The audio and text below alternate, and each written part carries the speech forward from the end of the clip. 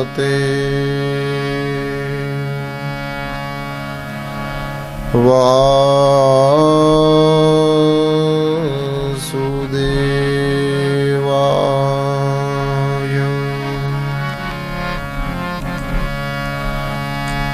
स्वस्ति श्री गणेशाय नमः। श्री सरस्वत्यै नमः। श्री गुरुभ्यो नमः।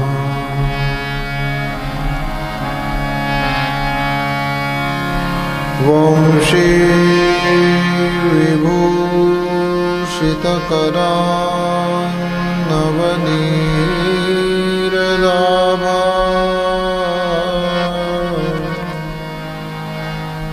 पीताम्बरादरुणबिम्बफलाधरोष्ठा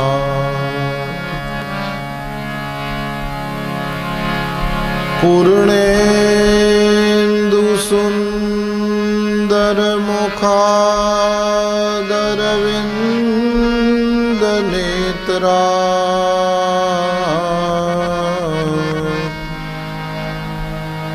कृष्णात् परं किमपि तत्त्वमहं न जाने। कृष्ण त्वदीयपदपङ्कजपञ्जरान्ते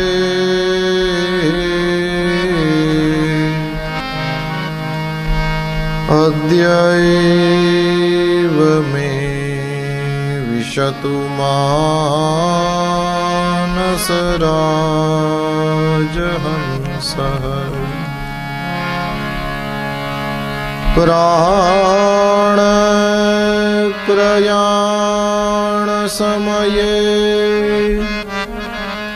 कफवातपित्तये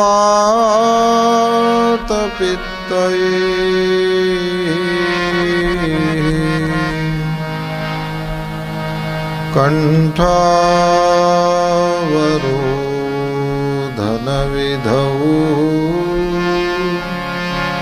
स्मरणं कुतस्ते।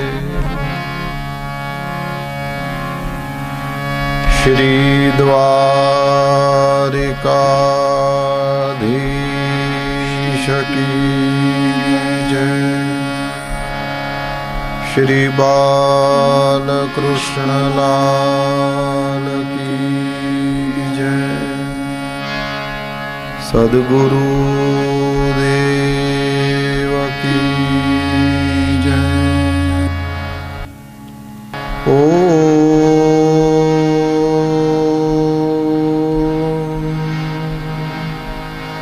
नमः पार्वती पतये।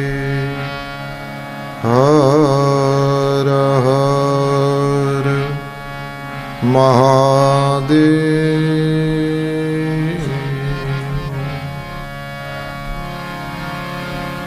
हरे कृष्ण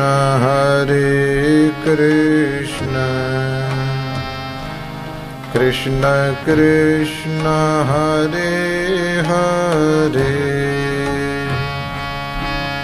हरे Ram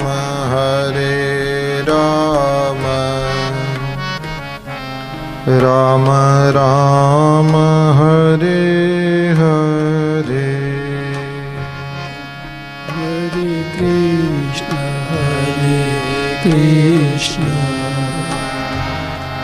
Krishna Krishna Hare Hare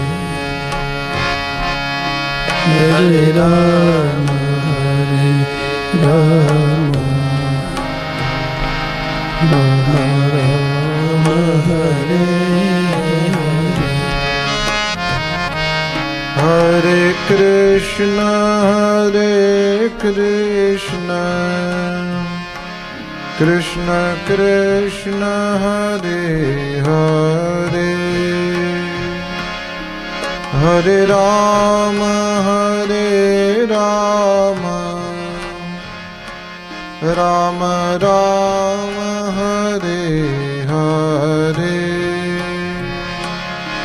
Hare Krishna, Krishna Krishna, Hare Hare, Hare Rama,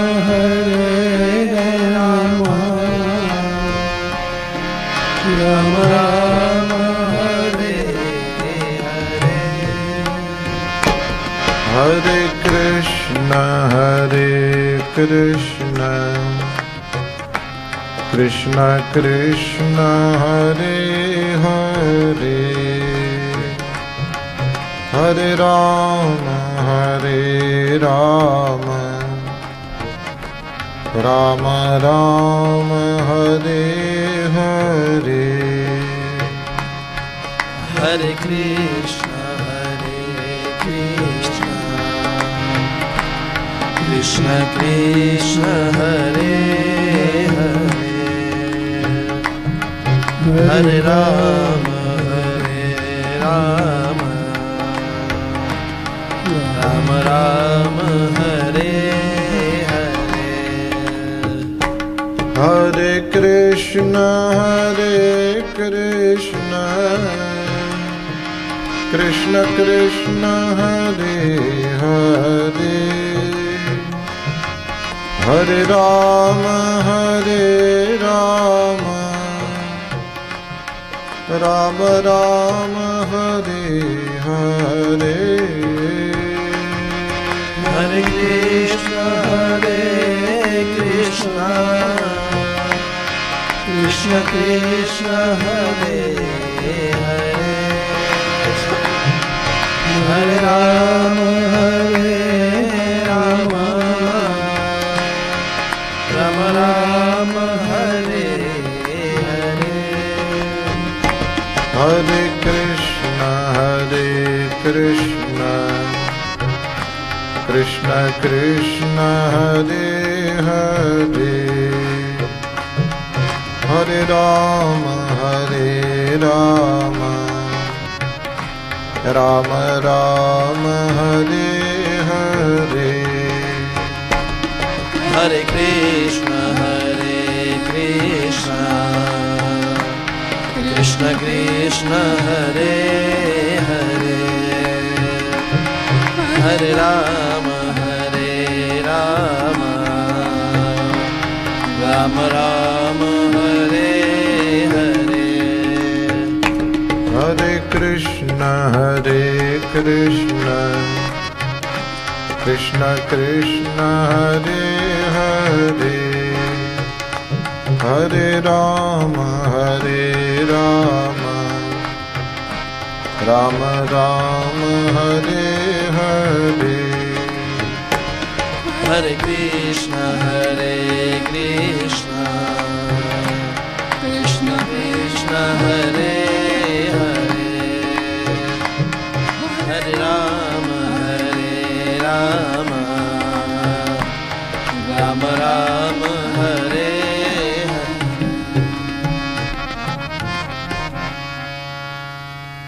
Kasturi tilakam lalatapatale, Vakshah sthale kaustubham, Nasagre varmauktikam karatale, Venuh kare kankanam, Sarvange harichandanam sulalitam, Kanthe cha muktavali,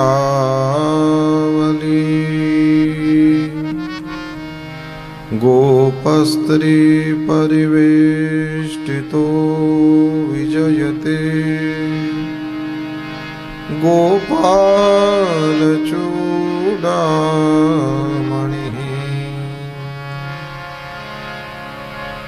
अस्ति स्वस्तरुणी कराग्रविगलत् कल्पप्रसूनाप्लुतम् वस्तु प्रस्तुतवेणुनादलहरी निर्वाणनिर्व्याकुलम् स्रस्तनिबद्धनी विलसद् गोपी सहस्रावृतम्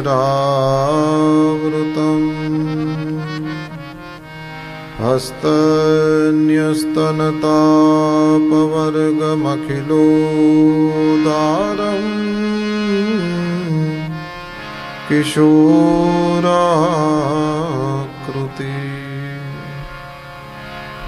कृष्णं नारायणं वन्दे कृष्णं वन्दे व्रजप्रियम् कृष्णं द्वैपायनं वन्दे कृष्णं वन्दे पृथासुतम्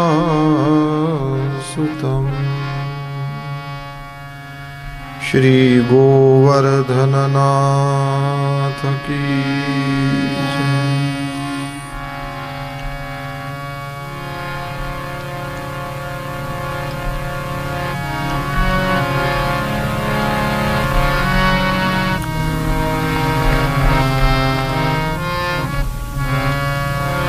तथा च व्यदधुः सर्वं यथाह मधुसूदनः वाचयित्वा स्वस्त्ययनं तद्द्रव्येण गिरिद्विजा उपहृत्य बलीन् सर्वान् आद्रुताय वसं गवाम् गोधनानि पुरस्कृत्य गिरिं चक्रुः प्रदक्षिणम्। बोलिए श्री शुकदेव जी महाराज की जय। सद्गुरु देव की जय। श्री हरिम परमानंदम उपदेष्टारमीश्वरम व्यापकम सर्वलोकानां कारणम तम नमाम्यहम्। परम ब्रह्म परमात्मा उपदेष्टा भगवान श्री हरि के पावन चरण कमल में प्रणाम। मंदिर में सुविराजित समस्त देव स्वरूपों को प्रणाम। स्थापन स्थित देवताओं को प्रणाम और श्रीमद् भागवत की इस सुपूजित पोथी को प्रणाम करके आप सभी को प्रणाम। जय श्री कृष्णा। आइए भगवान की मंगलमयी कथा में माइक के साथ स्ट्रगल करते हुए जो भी अपने से बन पड़े करें और कल पूरा हो जाएगा। कल चिंता भी नहीं है। जो चिंता है आपको वो केवल आज और कल है बस। इसको कम कर दो। આ છે ને એ મારા કાનની સીધમાં આપણે રાખીએ છીએ ત્યાં વાહે આટલા ઊંચા નથી રાખતા ને।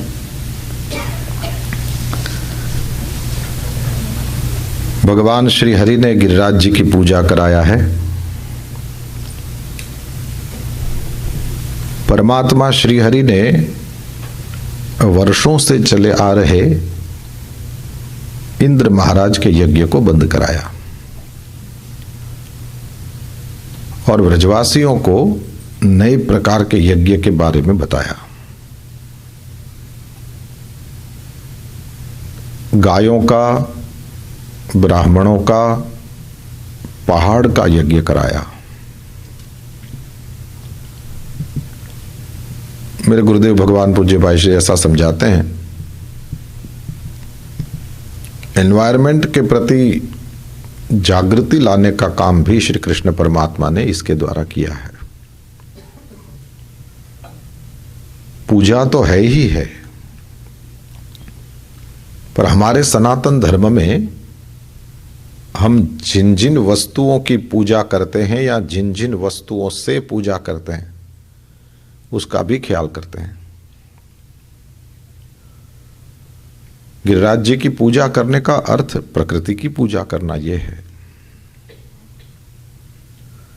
कबीर साहब ने तो स्पष्ट रूप से कहा, पाहन पूजे हरि मिले, मैं पूजूं पहाड़। पत्थर के पूजने से यदि हरि मिलता होता, इसका अर्थ है कि व्यवहार में जरा सी भी प्रामाणिकता नहीं। आपने ऐसे लोगों को देखा होगा, जब बात जिम्मेदारी की आए तो सब भाग जाएं, और जब बात अधिकार की आए तो सब लोग आगे। हमारे भारतीय समाज में तो सबसे ज्यादा ऐसे लोग देखे जाते हैं।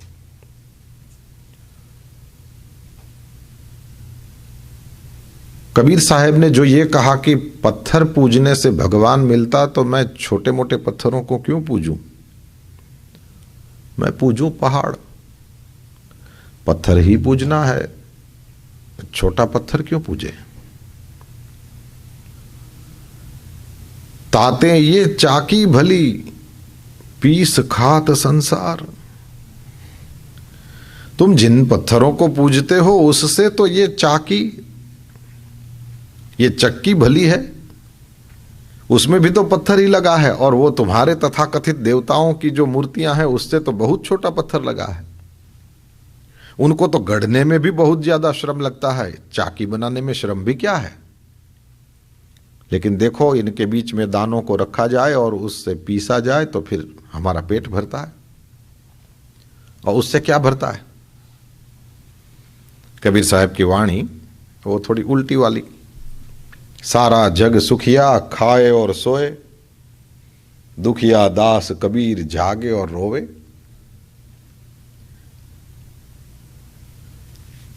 कबीर साहब ऐसा कहते हैं कि यदि पत्थरों के पूजने से भगवान मिलता होता तो मैं पहाड़ की पूजा करूं, छोटा पत्थर क्यों पूजूं।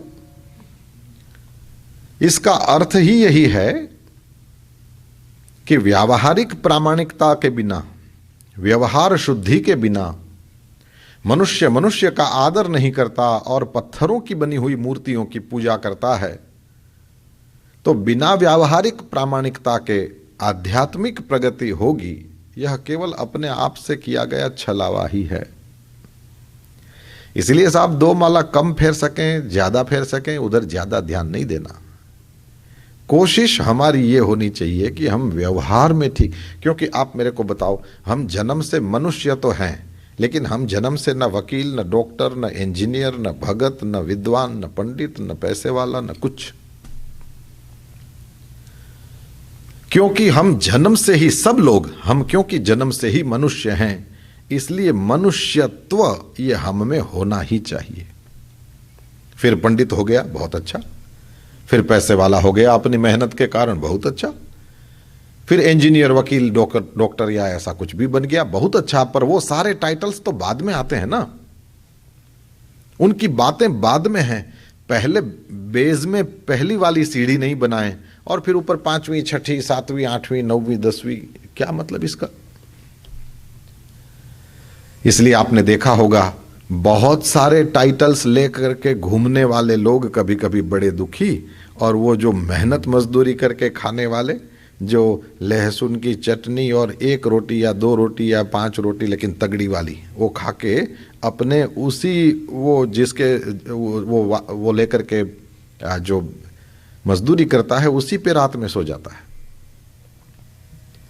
मजदूरी करने वाले बड़े सुखी, वे काम से नहीं घबराते, वे क्रोध से लोभ से नहीं घबराते, लेकिन उनके आगंतुक होते हैं, वो अपना काम कर लें फिर वो उससे मुक्त हो जाता है, जबकि दूसरे इसी में पड़े रहते हैं,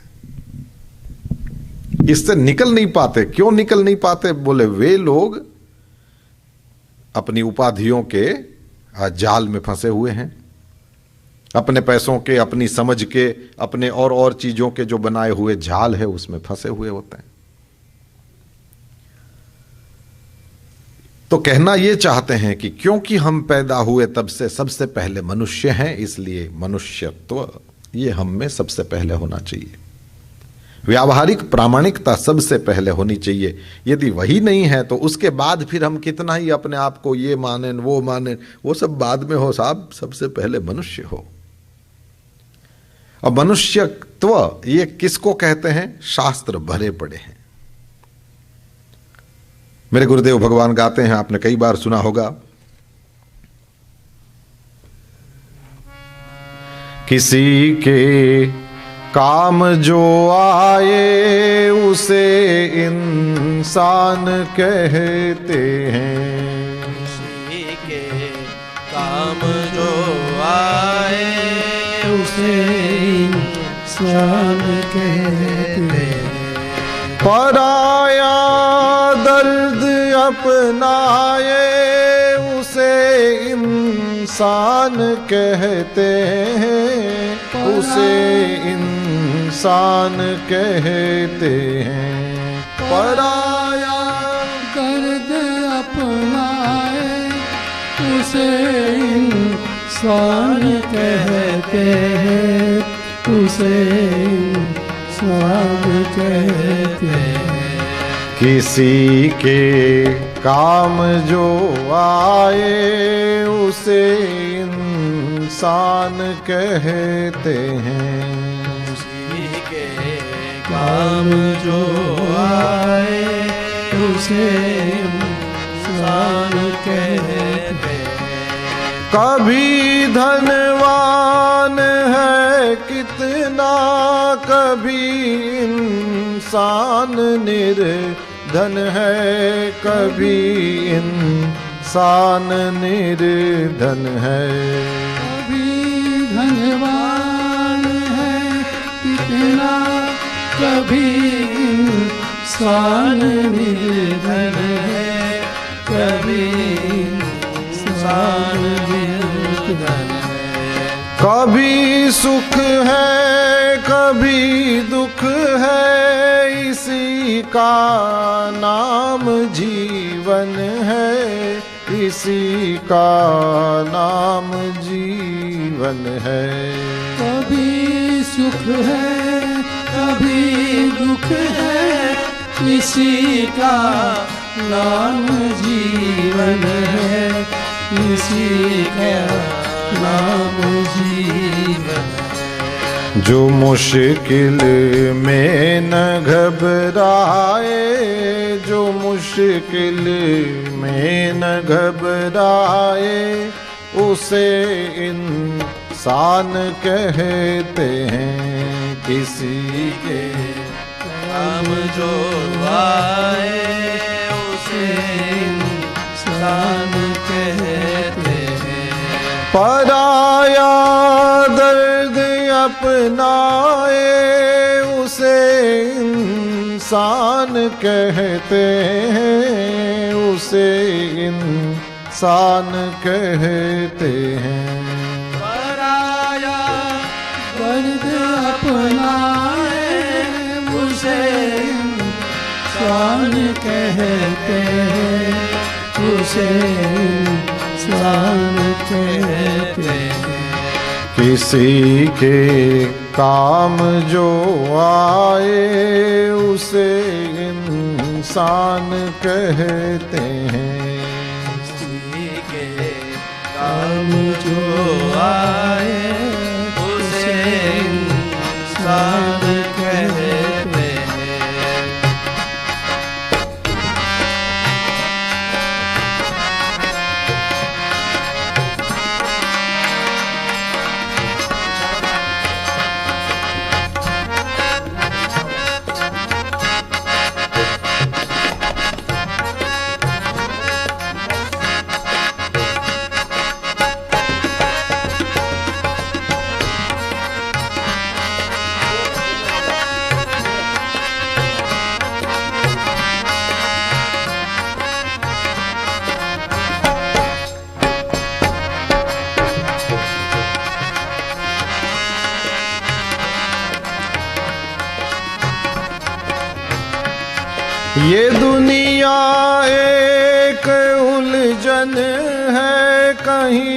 धोखा कहीं ठोकर, कहीं धोखा कहीं ठोकर।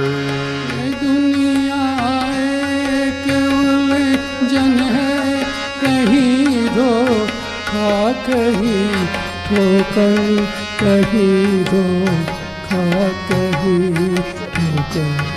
कोई हंस हंस के जीता है, कोई जीता है रो रो कर, कोई जीता है रो रो कर। हंस हंस जीता है, कोई रो रो कर जीता है, कोई रो रो कर जीता है। जो गिर कर फिर संभल जाए, जो गिर कर फिर संभल जाए, उसे इंसान कहते हैं। किसी के काम जो आए उसे इंसान कहते हैं। पराया दर्द अपनाए, उसे इंसान कहते हैं, उसे इंसान कहते हैं। पराया दर्द अपनाए उसे इंसान कहते हैं, उसे इंसान कहते हैं।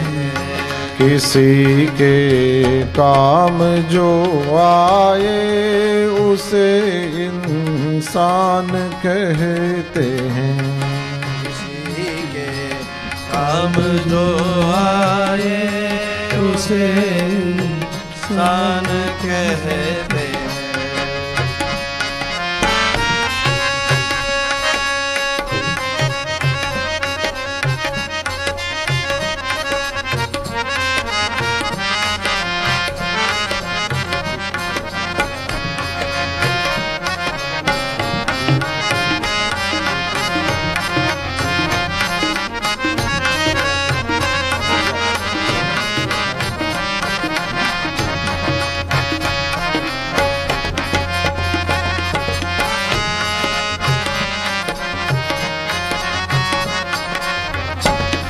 अगर गलती रुलाती है तो राहें भी दिखाती है, तो राहें भी दिखाती है।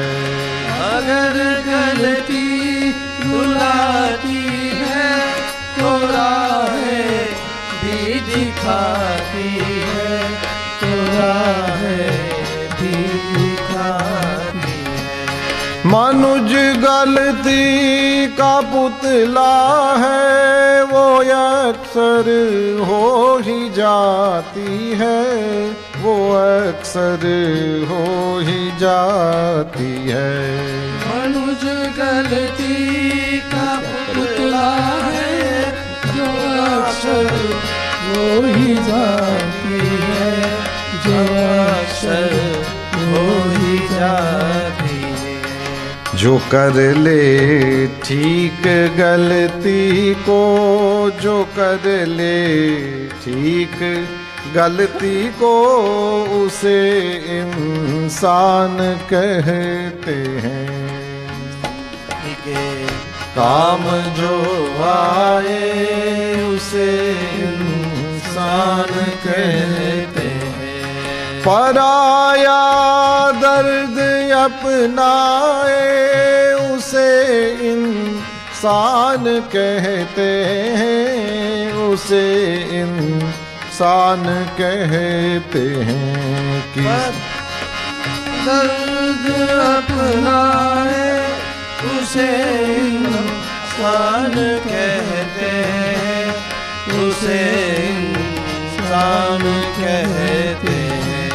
किसी के काम जो आए, उसे इंसान कहते हैं। किसी के काम जो आए उसे इंसान कहते हैं।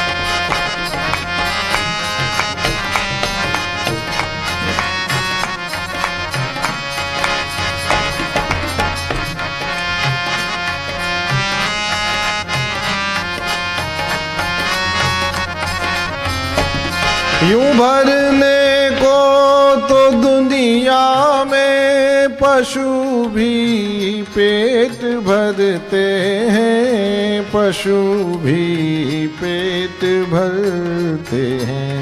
यूं भरने को तो दुनिया में पशु भी पेट भरते हैं, पशु भी पेट भरते हैं। पथिक जो बांट कर खाए उसे इंसान कहते हैं। जो बांट कर खाए उसे इंसान कहते हैं। पराया दर्द अपनाए उसे इंसान कहते हैं, उसे इंसान कहते हैं। पराया दर्द अपनाए उसे इंसान कहते हैं, उसे इंसान कहते हैं। किसी के काम जो आए उसे इंसान कहते हैं। किसी के काम जो आए उसे इंसान कहते हैं, उसे इंसान कहते हैं। उसे इंसान कहते हैं, उसे इंसान कहते हैं। उसे इंसान कहते हैं।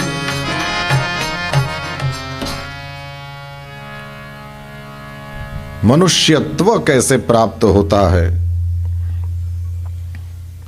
उसकी कुछ बात इस पद में बताया गया। जैसे यदि तीखा नहीं हो, कोई एसी बढ़ा सकता है? कितनी बार बोलना पड़ेगा? बहुत टाइम हो गया नहीं कि उसको भी बहुत टाइम हो गया। थोड़ा सा एसी बढ़ा सकते हो प्लीज? मेरे ख्याल से 4 दिन हो गया नहीं, गर्म ऐसे ही रहा।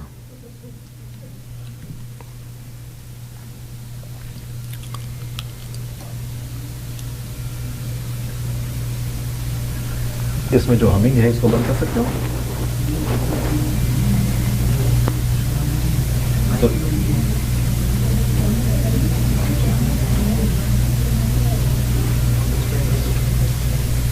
બીજા બધા માઇક બંધ છે અને ઓલો તંબુરો બંધ કરી દે। ये एक ही चालू है ना? एक ही चालू है ना? बस बस ठीक।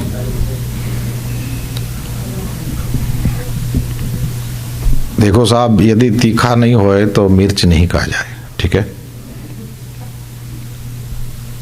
खट्टा नहीं होए तो नींबू नहीं कहा जाए।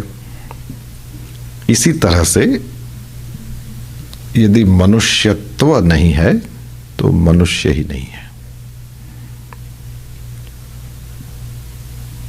वो सारी डिग्रियां बाद में है। सबसे पहले हमको परमात्मा ने जो पैदा किया वो मनुष्य के रूप में किया। इसलिए हमारे यहां गुजराती में बहुत अच्छा एक कवि ने कहा कि हूं मानवी था तो घणो। हे प्रभु, तुमने मुझे मनुष्य बनाया है, यदि मैं वैसा का वैसा मनुष्य का मनुष्य ही रहूं, है ना। देश में बजाते हैं भरत भाई,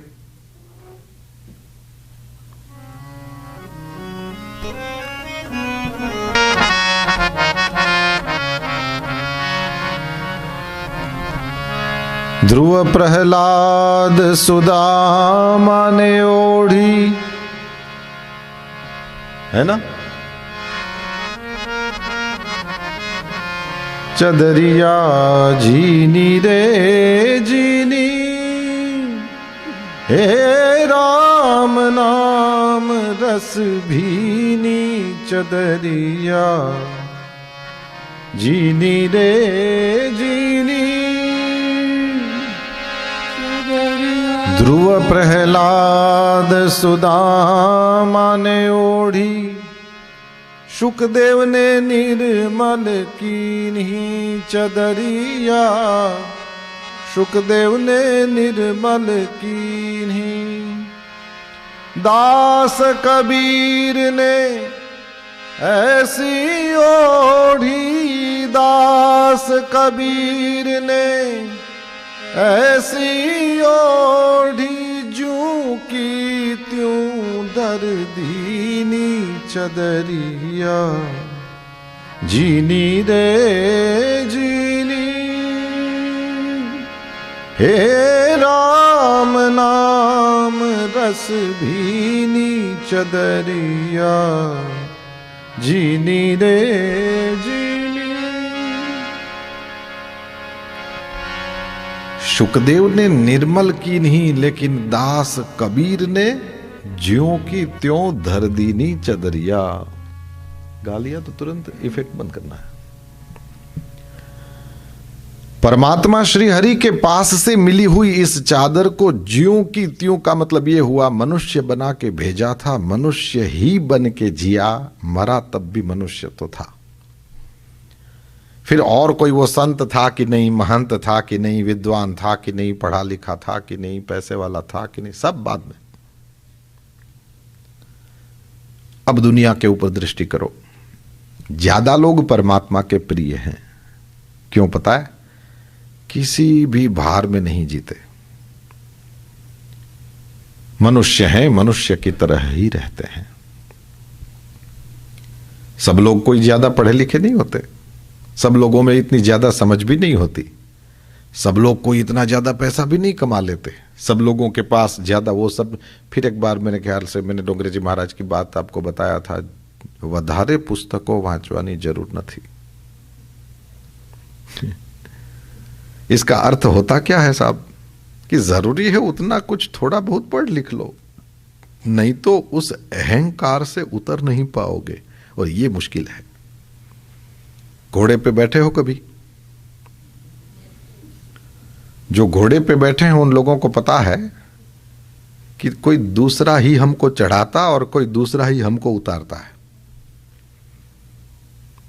इस तरह से इस अहंकार के घोड़े पे एक बार हमारी डिग्रियों ने हमको चढ़ा दिया, उतरना बहुत मुश्किल होता है।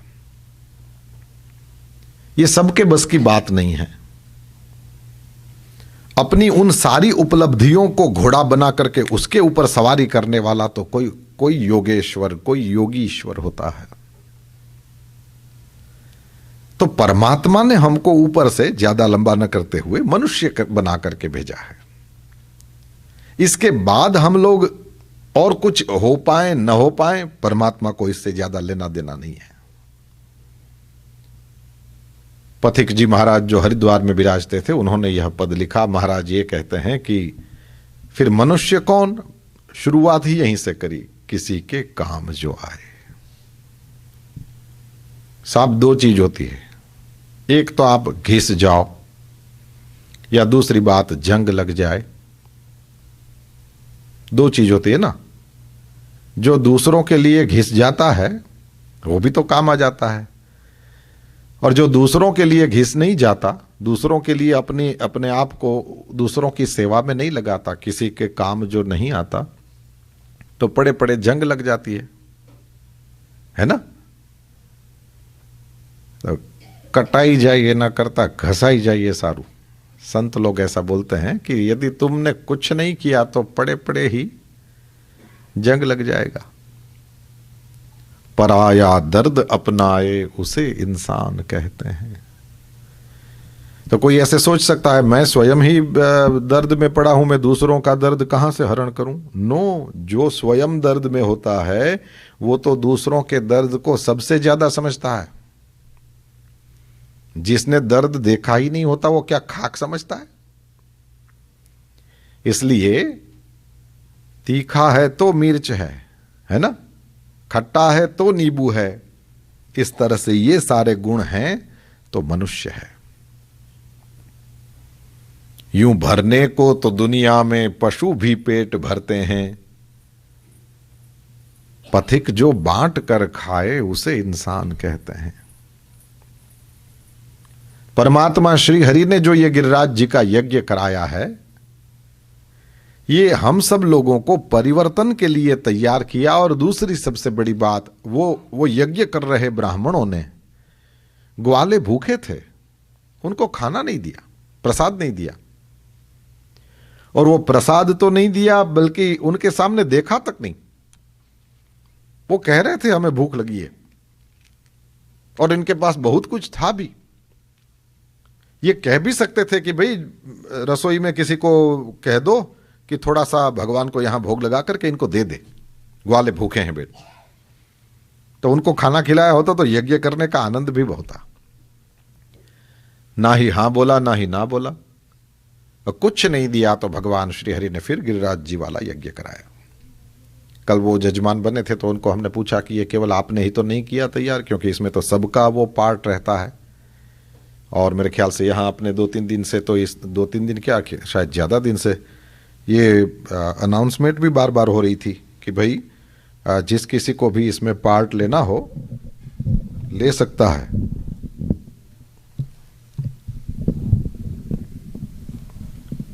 कल वाला सिनारियो फिर से मेरे पास आ रहा है?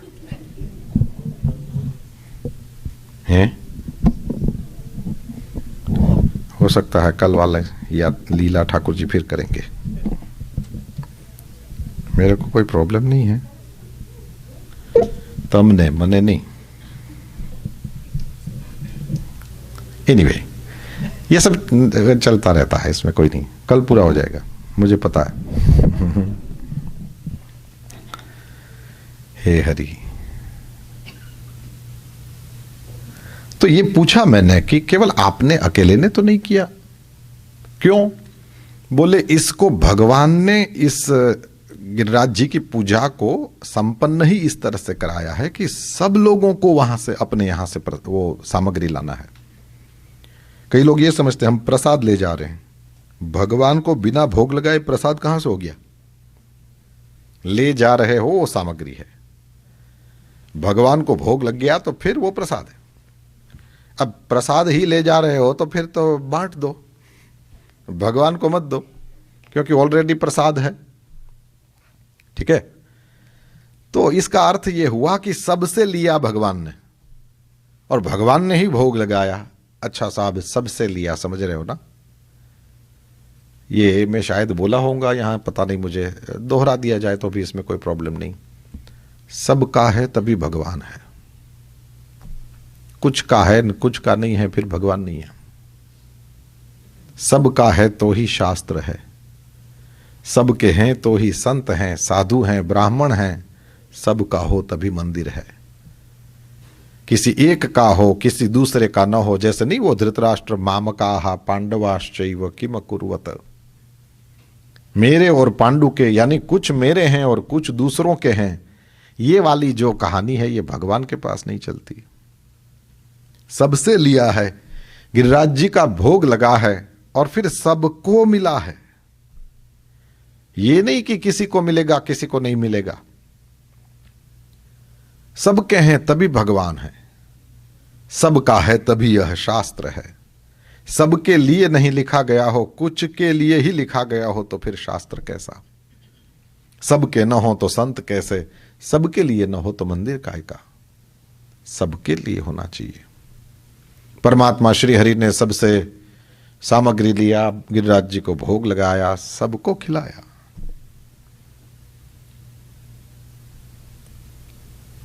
तो गिरिराज जी की पूजा कराते हैं तब वो एनवायरनमेंट की ओर हमारा ध्यान खींचते हैं। केवल पहाड़ नहीं है ना, पूजा जिनकी करी जाए वो केवल पहाड़ नहीं पूजा जा रहा है, इन पेड़ पौधों और इन सारी प्रकृति का ध्यान मनुष्य को ही रखना पड़ेगा। किसी मैगजीन में ऐसा एक आर्टिकल आया था ना कि ये दुनिया में जितने भी मनुष्य हैं सब यदि मर जाए तो बोलना ठीक नहीं है, मार्स पे चले जाएं ये ठीक है चलो, पर यहां से जाएं पृथ्वी से, ठीक है, तो सब लोग यदि यहां से कहीं चले जाएं तो केवल 50 साल में पृथ्वी जैसी सुंदर थी वैसी फिर से हो जाए। इसका जरा सा सैंपल हमको कोविड में मिला था। पंजाब में खड़े खड़े हिमालय दिख रहा था। मैं अपने गांव देश की बात बताऊं, आप अपने गांव देश की बात जानो, जो पॉल्यूशन के कारण कभी नहीं दिख सकता। जलंधर से कोई फोटो आई थी हिमालय की, यू कैन से कि ये इम्पॉसिबल सा है। क्यों हुआ ऐसा? बोले सारे मनुष्य अपने घरों में बंद थे, इसलिए सारे व्हीकल्स अपनी अपनी जगह पर थे, और बहुत ही ज्यादा जिन जिन चीजों की एसेंशियल जिनको कहते हैं वही सब रहा, बाकी सब बंद था, और उस वजह से बहुत सारा पॉल्यूशन वो एकदम कम हो गया और वो दिखाई दिया। अपनी तो कौन सुने साहब, नहीं तो मेरे को तो मन में ऐसा आया था कि पूरी दुनिया में ये आप लोग, यहाँ तो होता ही नहीं है, मैंने किसी से बात करी थी तो कहे कि यहाँ नहीं होता है, पर ऑस्ट्रेलिया न्यूजीलैंड के बारे में मैंने सुना है, वो लोग अर्थ आवर मनाते हैं। सुना है आपने अर्थ आवर? वो क्या होता है अर्थ आवर? बोले 1 घंटे के लिए सारे लाइट्स बंद कर दिए जाते हैं, पूरी कंट्री के टोटल पावर ऑफ हो जाता है, कट ऑफ, उसको अर्थ आवर बोलते हैं।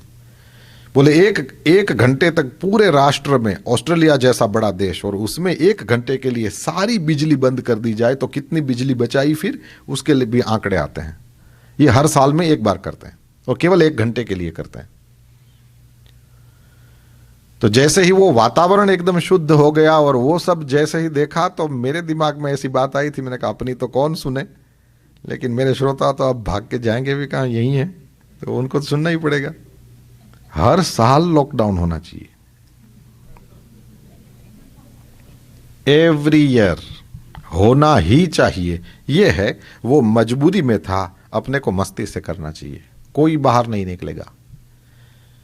और फिर घर के लोगों के साथ बैठेंगे तो फिर एक दूसरे से बात भी करते हैं कि कल कुछ था नहीं, वो मेरा फ़ोन डिस्चार्ज हो गया था, लाइट भी थी नहीं, तो फिर पेरेंट्स के साथ और बच्चों के साथ बैठा था। वो अच्छे लोग हैं यार, बोलते वो भी अच्छे हैं, कल बात करी तो पता चला अच्छे लोग हैं। वाह, समझ रहे हैं ना लॉकडाउन क्या कह रहा हूं? मेरे ख्याल से ये हर साल होना चाहिए। प्रकृति भी हमारा उपकार मानेगी कि तुम हमको इतना ज्यादा चूस लेते हो। अच्छा है, कुछ 7 दिन ऐसे भी आते हैं जिसमें ये सारा पॉल्यूशन और ये सारी चीजें, क्योंकि पृथ्वी, पानी, हवा, आप बोलो क्या नहीं खराब कर दिया हम लोगों ने। तो गिरिराज जी की पूजा करके कृष्ण परमात्मा ने शायद हमको एनवायरमेंट का ध्यान रखने के लिए बोला है। गायों का यज्ञ कराने का मतलब है, गाय के शरीर में हमारे यहां यह कहा जाता है कि 33 कोटि देवता रहते हैं। ये गाय, ये मनुष्य और पशु के बीच का पशु है। गाय में बहुत सारी समझ है, गाय के दूध में बहुत सारे गुण हैं, इस वजह से गाय का पालन पोषण करने की बात। ये ऐसे ही हमारे यहां सिंबल नहीं बना दीजिए। सारे पशुओं में सबसे ज्यादा उपकारी हो, यहां तक सुना गया कि जिस भी घर में गाय रखी गई हो, वो गाय वहां वन में चरने के लिए जाती है। यदि किसी घर के किसी एक सभ्य को कोई भी प्रकार की बीमारी हो, गाय को यह समझ में आ जाता है। वो वन में जब चरने को जाती है तो वैसी ही औषधियों को खाती है कि उसके दूध में उन औषधियों का गुण आता है, और वो जब दूध उस बीमार व्यक्ति को दिया जाता है तो वो ठीक होता है। क्यों? बोले गाय अपने आप को उस घर का सभ्य मानती है। गाय के दूध में वो सोने वाला पार्ट आदि आदि तो आप लोगों ने सुना ही होगा।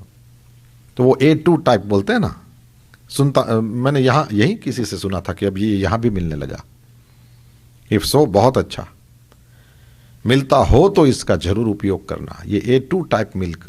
इसलिए मेरे को यहाँ कभी कोई बोले ना दूध पियोगे, मैंने कहा दूध पीना है तो इंडिया है।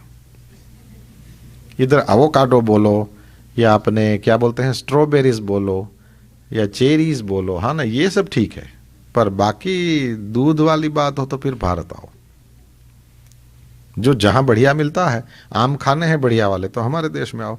चीकू देखने को नहीं मिलता, हमारे यहां आओ। सही है ना। तो कुछ कुछ चीजों के लिए हमारे यहां, या फिर अपने बैकयार्ड में उगाओ। नथी मरती पर दूधी हूं करवू, उगाड़ो। प्रकृति का ध्यान रखने के लिए कृष्ण ने सिखाया है, गाय का ध्यान रखने के लिए सिखाया है, ब्राह्मण का अर्थ शिक्षकों का ख्याल करने के लिए श्री कृष्ण ने सिखाया है। तो इसमें ये हमने चर्चा करी है कि श्रीनाथ जी बाबा का जो स्वरूप है वो बहुत सुंदर है, पर वो जितने सुंदर दिखते हैं, मधुराधिपते अखिलम मधुरम, ये मधुराधिपति जितने सुंदर और स्वीट लगते हैं उतने ही वे क्रांतिकारी भी हैं। क्योंकि सालों से चला आ रहा इंद्र का यज्ञ जिसका कोई अर्थ नहीं था, इसलिए कृष्ण ने हमको आखिर में यह सिखाया है कि चाहे घर में, परिवार में, समाज में, कहीं पर भी ऐसी जड़ परंपराएं यदि घर कर गई हों, अपनी जड़ें उसमें डाल चुकी हों, तो उन जड़ जैसी परंपराएं जिसका कोई मीनिंग नहीं है, उन परंपराओं का त्याग करना चाहिए। अरे भाई, वो आप लोगों ने सुना ही हुआ किसी आश्रम में एक गुरुजी रोज शाम को प्रवचन करते थे, कहीं से एक बिल्ली आ गई, तो शिष्य लोग जो हैं वो उनको दूध पिलाए, ये सब, वो बोले कि अच्छा है, ये अपने चूहों का उपद्रव नहीं रहेगा, आश्रम में एक बिल्ली रहे, बहुत अच्छा। अब जब प्रवचन का समय होए तो बिल्ली को थोड़ी उसमें समझ में आता है प्रवचन है, वो उसको तो जो दूध पिलाएगा उसके साथ, उसकी गोद में आके बैठेगी, उसके साथ अपना वो शरीर घिसती है, और ये सब पशु प्राणी भी तो प्रेम समझते हैं। अब गुरुजी ने जैसे ही देखा कि भाई ये वेदांत का प्रवचन और इसमें ये बिल्ली आप लोगों के साथ खेले, तो बिल्ली को तो समझ में नहीं आता कि ये क्या चीज है, लेकिन आप लोगों को तो समझ में आता है, इसलिए ऐसा करो, जरा उसको तकलीफ नहीं हो उस तरह से उस खंभे के साथ बांध दो। उसके बाद क्या करेंगे, बोले प्रवचन करेंगे और फिर अपना आधा पौना घंटा ये सत्संग हो जाए, उसके बाद खोल दो, फिर अपने आश्रम में घूमती रहे और चूहे नहीं रहे, तो ये तो अच्छी बात है। अब हुआ ये कि कुछ सालों के बाद गुरुजी का शरीर शांत हुआ और वो बिल्ली भी चली गई। तो जो सबसे ज्येष्ठ शिष्य थे उनको गुरुजी बनाया। उन्होंने वो जैसे ही उनको चादर महंत के रूप में ओढ़ाया गया, उन्होंने पहले ही प्रवचन में ये कहा कि मेरी कोई हैसियत नहीं है कि मैं इस आश्रम को इस तरह से संभाल पाऊं, लेकिन किसी को तो रहना चाहिए, इसलिए आप लोगों का आग्रह है और सही है, मैं उम्र में बड़ा हूं तो मेरे को आपने, लेकिन मैं इसमें जो मेरे गुरुदेव ने चलाया हुआ है उस परंपरा में मैं जरा सा भी फर्क करना नहीं चाहता। इसलिए आश्रम की सारी प्रवृत्तियां, जैसे मंदिर चल रहा है, जैसे अतिथि भवन चल रहा है, जैसे इस आश्रम की गौशाला चल रही है, जो कुछ भी चल रहा है एज इट इज चलाएंगे। अब जैसे ही शाम हुई तो उनके जो दूसरे गुरु भाई थे उन सब लोगों ने कहा कि गुरुजी की परंपरा तो शाम को रोज वो वेदांत पर प्रवचन करते थे, तो बोले उसमें कौन बड़ी बात है, चलो अपने भी करेंगे, थोड़ा थोड़ा तैयारी करके और फिर धीरे धीरे प्रैक्टिस हो जाएगा, उसमें कौन है, काम ही तो काम को सिखाता है। अब उन्होंने तो तैयारी करी और बैठे अपने आसन पर, और वो उनको याद आया तो बोले कि बिल्ली बांधो। तो दूसरे लोगों ने कहा कि वो तो गई, तो बोले दूसरी लाके बांधो। क्यों? बोले गुरुजी के टाइम पे जो होता था इसमें से हमको कोई भी चेंज नहीं करना है। मैं अभी बिल्ली नहीं बांधूं तो कल जाके लोग कहना, बातें करना शुरू कर देंगे कि नए गुरुजी आए हैं, पता नहीं कैसे गुरुजी हैं, बिल्ली नहीं बांधते और प्रवचन करते हैं। यानी बिल्ली बंधे तभी प्रवचन हो सकता है। इसको सुन के हंसी आती है, राइट? क्यों? बोले गुरुजी बना दिया, लेकिन गलत आदमी को बना दिया। इसमें अकल नहीं है कि वो बिल्ली बांधने के बाद थोड़ी प्रवचन, वो तो थी, तो गुरुजी ने व्यवस्था दिया था। अब बिल्ली चली गई है, समस्या है ही नहीं, तो बोले नहीं फिर नई बिल्ली ले आओ। लेकिन ये विधि होना चाहिए, जैसे वो दीप प्रागट्य करते हैं उसके बाद ही कार्यक्रम होता है। कल ही मेरे को भैया याद दिला रहा था कि इससे पहले आया तो एक बार कहीं किसी जगह पर ऑडिटोरियम में एक भरतनाट्यम प्रोग्राम था, तो वहां गया था मैं। तो पहले दीप प्रागट्य होता है, उसके बाद ही फिर है ना कार्यक्रम शुरू होते हैं। तो इस तरह से वो भी समझ बैठा कि बस ऐसे ही होगा। तो ये जैसी मोहे सुन सुन आवत हांसी वाली बात है ना, इस तरह से कई परंपराएं हम लोगों को जब तीसरे की बात करते हैं तो हंसी आती है, और कभी अपने ही लाइट होए कि ये मैं क्यों करता हूं, तो कभी कभी हंसी आएगी। कृष्ण शायद हमको ये सिखा रहे हैं कि ऐसी जड़ जैसी परंपराएं जिसका कोई मीनिंग नहीं है, उनको बंद करो। परमात्मा श्री हरि ने ये व्रजवासियों को सिखाया, उसमें बड़ी बात नहीं है। हर जमाने में ऐसे सिखाने वाले आए, लेकिन वो पब्लिक ने एक्सेप्ट किया, ये बहुत बड़ी बात है। जनता में इस बात का स्वीकार हुआ, ये बहुत बड़ी बात है।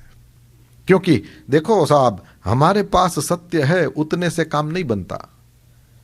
हमारा सत्य चलना भी चाहिए। जय पर्दा पाछड़।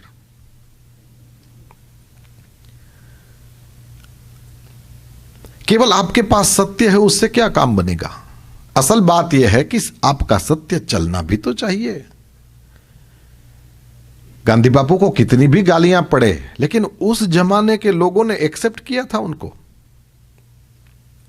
फिर पीछे वाले तो वो तो आपका क्या, हमारा सबका एक्सपीरियंस है, सबको अपने पिताजी वो आउट ऑफ डेट थॉट्स वाले ही लगते हैं। और आपने देखा हर बेटे को ये लगता है कि मेरे पिताजी के वो सब पता नहीं पुराने जमाने की ही बातें करते रहते हैं। और वो जिस दिन खुद बाप बनता है, उसको सारा ज्ञान प्रकट हो जाता है कि मेरे पिताजी सही थे। इसी तरह से माताएं और सास जी ये सभी बेटियों को, बहुओं को सिखाती रहती है, ऐसे मत करो, ये किया करो, ये वेली उठ। पर कौन सुनती है? सुनती है कोई? नहीं। और जिस दिन वो नहीं होए तब बोले फिर तो उसके बाद तो फिर उनकी स्मृति बनी ही रहती है। सीधी सी बात इतनी है कि जो भी व्यक्ति अपने आप को वो परिवर्तनशील समय के साथ ढालना चाहे, जो स्वयं भी स्वस्थ और प्रसन्न रहना चाहे, तो जैसे पानी बंध जाए तो फिर उसमें गंध आना शुरू हो जाता है। इसी तरह से कोई परंपराओं में भी इस तरह से बंधना, इसका मतलब अब इसमें गंध आना शुरू हो जाएगा। इसलिए परंपरा कोई भी हो, उसको देखते रहना चाहिए। यह सार्थक परंपरा होनी चाहिए। इसलिए हमारी परंपराओं के अर्थ के बारे में विचार करना चाहिए। हमारे यहां ये क्यों किया जाता है? फिर वही कल वाली बात, व्हाई वी डू, या क्यों। यदि क्यों नहीं जानते हैं तो फिर वो सारी परंपराएं मीनिंगलेस।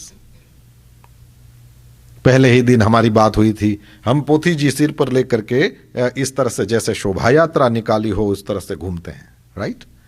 क्या था ये? तो बोले पहले के जमाने में जब ये पोस्टर्स और होर्डिंग्स नहीं लग सकते थे, उस समय यही रास्ता था। सब लोगों को पता कैसे चले कि कथा है? कितने लोगों को हाथ से वो पत्रिका लिख करके कहां कहां पहुंचाओगे? इससे अच्छा है गांव का मंदिर है, वहां से लेकर के पूरे गांव में वो पोथी जी घूमेगी, सब लोग श्री कृष्ण गोविंद हरे मुरारे करते जाएंगे। जिन जिन के घरों के पास से पोथी जी निकलेगी वो सब जुड़ते जाएंगे, और फिर लास्ट में वो सभा के रूप में कथा वो तैयार हो जाती है। हर वस्तु का कोई अर्थ है, और यदि अर्थ नहीं है तो उन चीजों को रखने की भी जरूरत नहीं है। हर परंपरा के पीछे कुछ अर्थ, उन आचार्यों ने, उन हमारे बड़े बुजुर्गों ने जो परंपराएं चलाई हो, उसके कुछ तब मीनिंग रहे भी हो सकते हैं। लेकिन हम लोगों को उसको बार बार देखते रहना चाहिए कि क्या ये ठीक हो रहा है, क्या ये सही हो रहा है, अब इसकी जरूरत है कि नहीं है। फिर मुझे वह स्मरण हो रहा है कथा के लास्ट वाले दिनों में, तो वही कि हमारी चर्चा हुई थी। इंडिया में अभी रेन सीजन चल रहा है और आप अमेरिका में समर में बैठे हो। अब भगवान को जो वस्त्र और श्रृंगार और वो सब धरा जाएगा, वो वहां पर सावन में झूले पड़ते हैं, गर्मियों में नहीं पड़ते। वर्षा के ऋतु में वहां पर झूले होते हैं, तो झूले पे ठाकुर जी को विराजमान करके वहां पर इस तरह से झूला झुलाया जाता है। यहां समर है, समर में झूले नहीं होते, सावन में होते हैं। अब आपको निश्चित करना है कि हम क्या करें। कैसे निश्चित होगा? फिर वही बात, वेद से पूछा जाए, पुराणों से पूछा जाए, स्मृतियों से पूछा जाए, और किसी से कोई समझ में नहीं आए तो आपके आसपास रहे हुए बड़े बुजुर्गों से पूछा जाए। चर्चा हुई थी हमारी, यहां किस तरह से रहना, यहां जो इसी शहर में 30 साल से रह रहा हो उसे पूछो। क्यों? यहां के वातावरण से, है ना, यहां की आबो हवा से वो बड़ा परिचित है। वो जो कहेगा तुम उस तरह से चलोगे, तुम्हारा काम बनेगा। तो परंपराएं तो है, लेकिन कौन सी परंपरा कहां काम की है, कहां काम की नहीं है, वो भी तो देखना पड़ेगा। श्री कृष्ण परमात्मा ने वर्षों से चले आ रहे इंद्र महाराज के यज्ञ को बंद करवाया है और नए प्रकार का गिरिराज गोवर्धन का यज्ञ प्रारंभ करवाया है। व्रजवासी तो तैयार थे, व्रजवासी परिवर्तन के लिए तैयार थे और इसीलिए कृष्ण के साथ रहे। कृष्ण परमात्मा भी परिवर्तन के लिए हमेशा तैयार रहने वाले देवता हैं। जैसे रघुनाथ जी भी अयोध्या में बंधे नहीं रहे, वे भी वन में गए और फिर अयोध्या आए, तो वे अयोध्या के लिए भी फिट हैं, वे वन के लिए भी परफेक्टली फिट हैं। वो योद्धा के रूप में भी वे हैं और राजा के रूप में भी वो इसलिए हुआ कि वे जब समय बदला तो उसके लिए तैयार थे। तुरंत तो कोई तैयारी हो नहीं सकती, लेकिन जैसे जैसे दिन बीतते गए उस तरह से, जैसे मैंने अभी कहा था, काम काम को सिखाता है, उस तरह से वन में ही रहना है और 14 साल रहना है। तो फिर कुछ दिनों तक तो तीनों को मुश्किल हुई होगी, लेकिन कुछ दिन के बाद तीनों सेट हो गए होंगे, क्योंकि हमें यह करना है। इस तरह से परमात्मा श्री हरि ने परिवर्तन के लिए तैयार ऐसे व्रजवासियों को बहुत बड़ा परिवर्तन सिखाया, और वो भी गजब के, कृष्ण में भरोसा गजब का। साहब कई बार इस तरह से सोचते हैं ना, तो हमको तो, आप लोगों को तो वही देखते रहना है कि उधर कौन है, ये सब, इसलिए आपको बहुत ज़्यादा बोलता भी नहीं, और ये कथा तो पूरी भी हो रही है और समझने वालों को पता भी है कि इनको बहुत कुछ नहीं भी मिला, क्योंकि आपका तो अभी वही सब चल रहा है। पर असल में इसके अंदर बहुत सारे अर्थ हैं। जब भी आप सोचना शुरू करते हैं तो इसके ऊपर इन ग्रंथों में, जैसे हमारी बात हुई थी, हजारों साल बाद भी जो ग्रंथ चल रहे हैं, और हाय रे फूटी किस्मत, जब ऐसे ग्रंथों को सुनाने के लिए समंदर पार से आपके पास कोई आता है, और उस समय भी आपको ये देखना, वो देखना, वो देखना, वो देखना, हे भगवान। साधक के रूप में सावधान होकर के इन ग्रंथों के साथ बैठना चाहिए। ये अवसर बार बार नहीं आते मेरे प्रभु, मेरे को क्या लेना देना, मैं तो अपना कल ये बंद करके चला जाऊंगा यहां से। असल बात है वो जो मिसिंग है वो आपके लिए मिसिंग है, क्योंकि इन चीजों में बार बार घुसने को नहीं मिलता। पर कभी कभी मेरे को ऐसा लगता है कि कभी कभी इन चीजों को बड़े हल्के में, बड़े सस्ते में आप लोग ले लेते हो। Anyway, none of my business, पर मैं तो अपना काम कर रहा हूं। बस कभी कभी सहृदयता से ऐसे ऐसे बोलने को दिल करता है कि कहां घूम रहे हो साहब। रोज मिले ना तो भी इसका आदर करना चाहिए, रोज नहीं मिले उन लोगों को तो कितनी तन्मयता से ध्यान देना चाहिए। ये नहीं कि सब ऐसे हैं, ये तो कुछ की बात है। और टाइम पास करने के लिए आए हो तो मौज करो, फिर तो इसमें ज्यादा मजा है, इसमें कम है। क्योंकि वो चला जाए फिर नहीं आएगा। देखो अब वो पंखा मेरी ओर कर दिया, अब आप लोगों को अफसोस लोगे, ये देखो केवल इसको ही दिया है, तो देखो इसमें कितनी हंसी आती है, कितना मजा आता है। यही बातें करता फिर यही चलता रहना चाहिए। श्री हरि तो बात ये कर रहे हैं अपने कि भगवान श्री हरि के पास से, क्योंकि ये चीजें ऐसी हैं जो आप दुनिया में कहीं भाग के चले जाओ, परिवर्तन रोज आएंगे। आपने देखा होगा भोग की भी नई नई चीजें रोज आती हैं और रोग भी नए नए रोज आते हैं।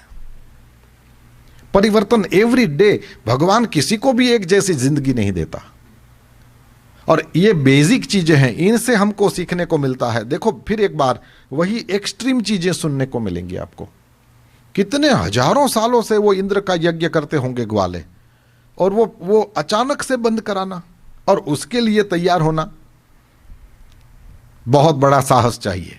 कुछ तो इसमें ऐसे थे भी जिन लोगों ने मना भी किया कि यह सालों से चली आ रही बात है, कामात द्वेषात भयात। कृष्ण परमात्मा ने जैसे ही कहा कि ये यज्ञ किसके लिए कर रहे हो, तो नंद बाबा ने ही कहा है कि परंपरा से आ रहे इस यज्ञ, इस प्रकार के धर्मों को यदि कोई इसका विसर्जन करेगा, 24वां अध्याय 11वां श्लोक છે, कामात लोभात भयात द्वेषात सवै नाप्नोति शोभनम। ये काम से, लोभ से, भय से या द्वेष से, इस तरह से ये परंपरा से चले आ रहे ये यज्ञ का यदि कोई विसर्जन कर देगा, सवै नाप्नोति शोभनम, उसका भला नहीं होगा, यानी बुरा होगा। ये नंदराय जी खुद बोल रहे हैं। और कृष्ण ने जिस तरह से उनके सामने कुछ 10-15 श्लोकों में बातें रखी, और वो नंद सहित पूरा व्रज ये परिवर्तन के लिए तैयार हुआ। साहब देखना, कोई भी आदमी हो ना, कब बूढ़ा, बोले जब वो चेंज के लिए रेडी ना हो तब बूढ़ा। हाँ, बुढ़ापा जो है उसकी कोई उम्र नहीं है कि इस उम्र के बाद अब वो लाइसेंस के लिए तो कहीं 16, कहीं 18, कहीं पता नहीं 17, कहीं 14-15 से भी लाइसेंस देते हैं, पता नहीं जो, तो उसके लिए तो फिक्स है कि किस एज में आपको लाइसेंस में। लेकिन आप बूढ़े कब हो, बोले जिस दिन आप चेंज के लिए तैयार नहीं हो ना उस दिन। और ये सारे व्रजवासियों को कृष्ण ने जिस तरह से कहा, इतने सालों से चले आ रहे यज्ञ को बंद करने के लिए तैयार हुए। इसका अर्थ यह हुआ कि कृष्ण हम तुम्हारे सपोर्ट में हैं, तुम जो करोगे। अब भगवान की जिम्मेदारी कितनी बड़ी हो गई, और वो जिम्मेदारी के पालन का टाइम भी आया ना। इंद्र को पता चला सालों से चले आ रहे मेरे यज्ञ का, मेरे पूजा का वो जो क्रम था उसको कृष्ण ने रुकवा दिया है, और कृष्ण ही जिसका नाथ है, ऐसे सारे ग्वालों को मैं मजा चखाता हूं, ये कह करके वो आया है व्रज के ऊपर। और उसने क्या किया, बोले वो प्रलय के समय में जो बरसते हैं ऐसे मेघों को कहा कि जाकर के व्रज का विनाश कर दो, डुबो दो इसको, बहा दो व्रज को। और यहां तो वो गिरिराज जी की पूजा करके सारा वो सब प्रसाद ले रहे थे और वो सब, और फिर भगवान श्री हरि के गीत गाते हुए व्रज में गए। और तब तक तो ये मेघ वहां पर व्रज के ऊपर आ गए हैं और हाथी के सुंड की धारा से बरसने लगे हैं। जोर से ओले गिरने लगे, जोर से हवा आंधी चलने लगी है। सारे के सारे ग्वाले जो हैं वो भगवान श्री कृष्ण के चरण में गए। देखो महाराज, हे गोविंद, देखो ये इंद्र जो है वो हमारा नाश करने के लिए ही जैसे बरस रहा है। भगवान श्री हरि ने कहा, देखो आप लोगों को बिल्कुल भी चिंता नहीं करना चाहिए। ये गिरिराज गोवर्धन जी की आपने पूजा, देखो उसकी एक बार बंद करी तो आपका नाश करने के लिए तैयार हो गया है। और गिरिराज जी को देखो कि एक बार पूजा करी है तो वो आपका कल्याण करेंगे ही करेंगे। भगवान श्री हरि ने विचार किया कि ये सारी गायें, ग्वाले, गोपियां, नंद, यशोदा, ये सब मेरी शरण में हैं। यदि मैं इनका रक्षण नहीं करता हूं तो फिर तो ये कहां जाएंगे। और मेरा ये व्रत है, कोई भी व्यक्ति यदि मेरी शरण में आ गया हो तो उसके बाद में तो फिर उसका सर्व प्रकार से रक्षण करना ये मेरी जिम्मेदारी है। भगवान श्री हरि इस तरह से विचार करके गए हैं गिरिराज गोवर्धन के पास। गिरिराज जी को कहा कि प्रभु आप हमारे वाम कर कमल पे पधारो। क्यों, बोले यदि आप हमारे वाम कर कमल पे पधारोगे तो हम आपको उठा लेंगे, और जैसे ही उठा लेंगे तो वो बहुत बड़ा सा गड्ढा बनेगा, है ना। वो गिरिराज जी का जहां भी चित्र बनता है इस तरह से बनता है। आप मेरे को बताओ, ऐसे पहाड़ उठाओ, ये साइड में से पानी नहीं आ जाएगा? जहां भी ठाकुर जी का चित्र बनता है ऐसे ही बनता है। एक्चुअल ऐसा था कि छोटा सा भी पत्थर आप उठा लो तो देखोगे जरा सा गड्ढा बन जाएगा, राइट। तो छोटे से पत्थर से वो ये 21 कोस का जो वो 7 कोस का गिरिराज है ना, उसकी कल्पना करो। ये पहाड़ उठ जाए तो कितना बड़ा गड्ढा बन जाए। तो उस तरह से भगवान श्री हरि ने व्रजवासियों को उस गड्ढे में वहां पर उनको ले जाकर के उनकी रक्षा करी है। तो भगवान श्री हरि ने कहा कि हम आपको उठा लेंगे, और वो जो बहुत बड़ा गड्ढा बनेगा उसमें सारे व्रजवासी अंदर आ जाएंगे। जैसे आप वो पेटी में कुछ चीज को रख देते हो ना, तो उस तरह से नीचे गड्ढा है, ऊपर गिरिराज जी है, और सारे व्रजवासी जो हैं वो बच जाएंगे। भगवान श्री हरि ने जैसे ही ये प्रार्थना करी, गिरिराज जी ने कहा, महाराज मैं आपका दास हूं, हरिदास वर्य, श्रीमद् भागवत में गिरिराज जी को हरिदास वर्य कहा गया है। कहा कि प्रभु मैं आपका सेवक हूँ, मैं आपका दास हूँ, आप मुझे केवल आज्ञा करें। ठाकुर जी ने कहा कि जैसे बड़े करते हैं वैसे ही छोटे करते हैं। तो जैसे मैं आपके सामने हाथ जोड़ रहा हूँ, कल को कोई ज़रूरत हुई तो ये व्रजवासी आपके पास आकर के हाथ जोड़ेंगे, और नहीं तो ये व्रजवासी हैं। यदि मैं आपको कहूँगा ना कि गिरिराज जी उठ जाओ, तो ये भी कल को आकर कहेंगे ए गिरिराज उठो। जैसे बड़े करते हैं ना वैसे छोटे करते हैं। इसलिए मैं ये जो कर रहा हूँ ना उनको सिखा रहा हूँ, तो वो उनको सिखाने के लिए कर रहा हूँ, और करने दो। ये मेरा भी अनुभव। मैंने कभी देखा गुरु जी मेरे को श्याम भाई बोले तो मेरे को बड़ा खराब लगे कि अपने तो उनके सामने कुछ नहीं है, श्याम भाई क्यों बोलते हैं। फिर मैंने किसी अपने से बड़े ऋषि कुमार से पूछा कि ऐसे क्यों बोलते हैं। तो बोले दो चीज़ होती है, एक तो तुमने कभी कोई गलती करी हो तो भी इस तरह से ही बोलते हैं श्याम भाई I am not high, right. या फिर यदि तुमसे छोटा या कोई और हो तो उनको सिखाते हैं कि इनको मैं भी इस तरह से बुलाता हूं तो तुमको भी ऐसे करना चाहिए। तो दोनों चीज़ें होती हैं इसमें।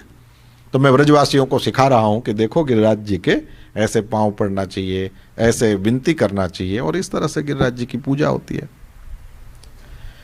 अब भगवान श्री हरि की आज्ञा से जगत की दूसरी घटना, पूरा पहाड़ उठाया है ना। पहले भगत ने उठाया था, किसने है जी? पहले हनुमान जी ने उठाया था और फिर अब भगवान ने। तो भगत उठा ले, भगवान उठाए, उसमें कौन बड़ी बात।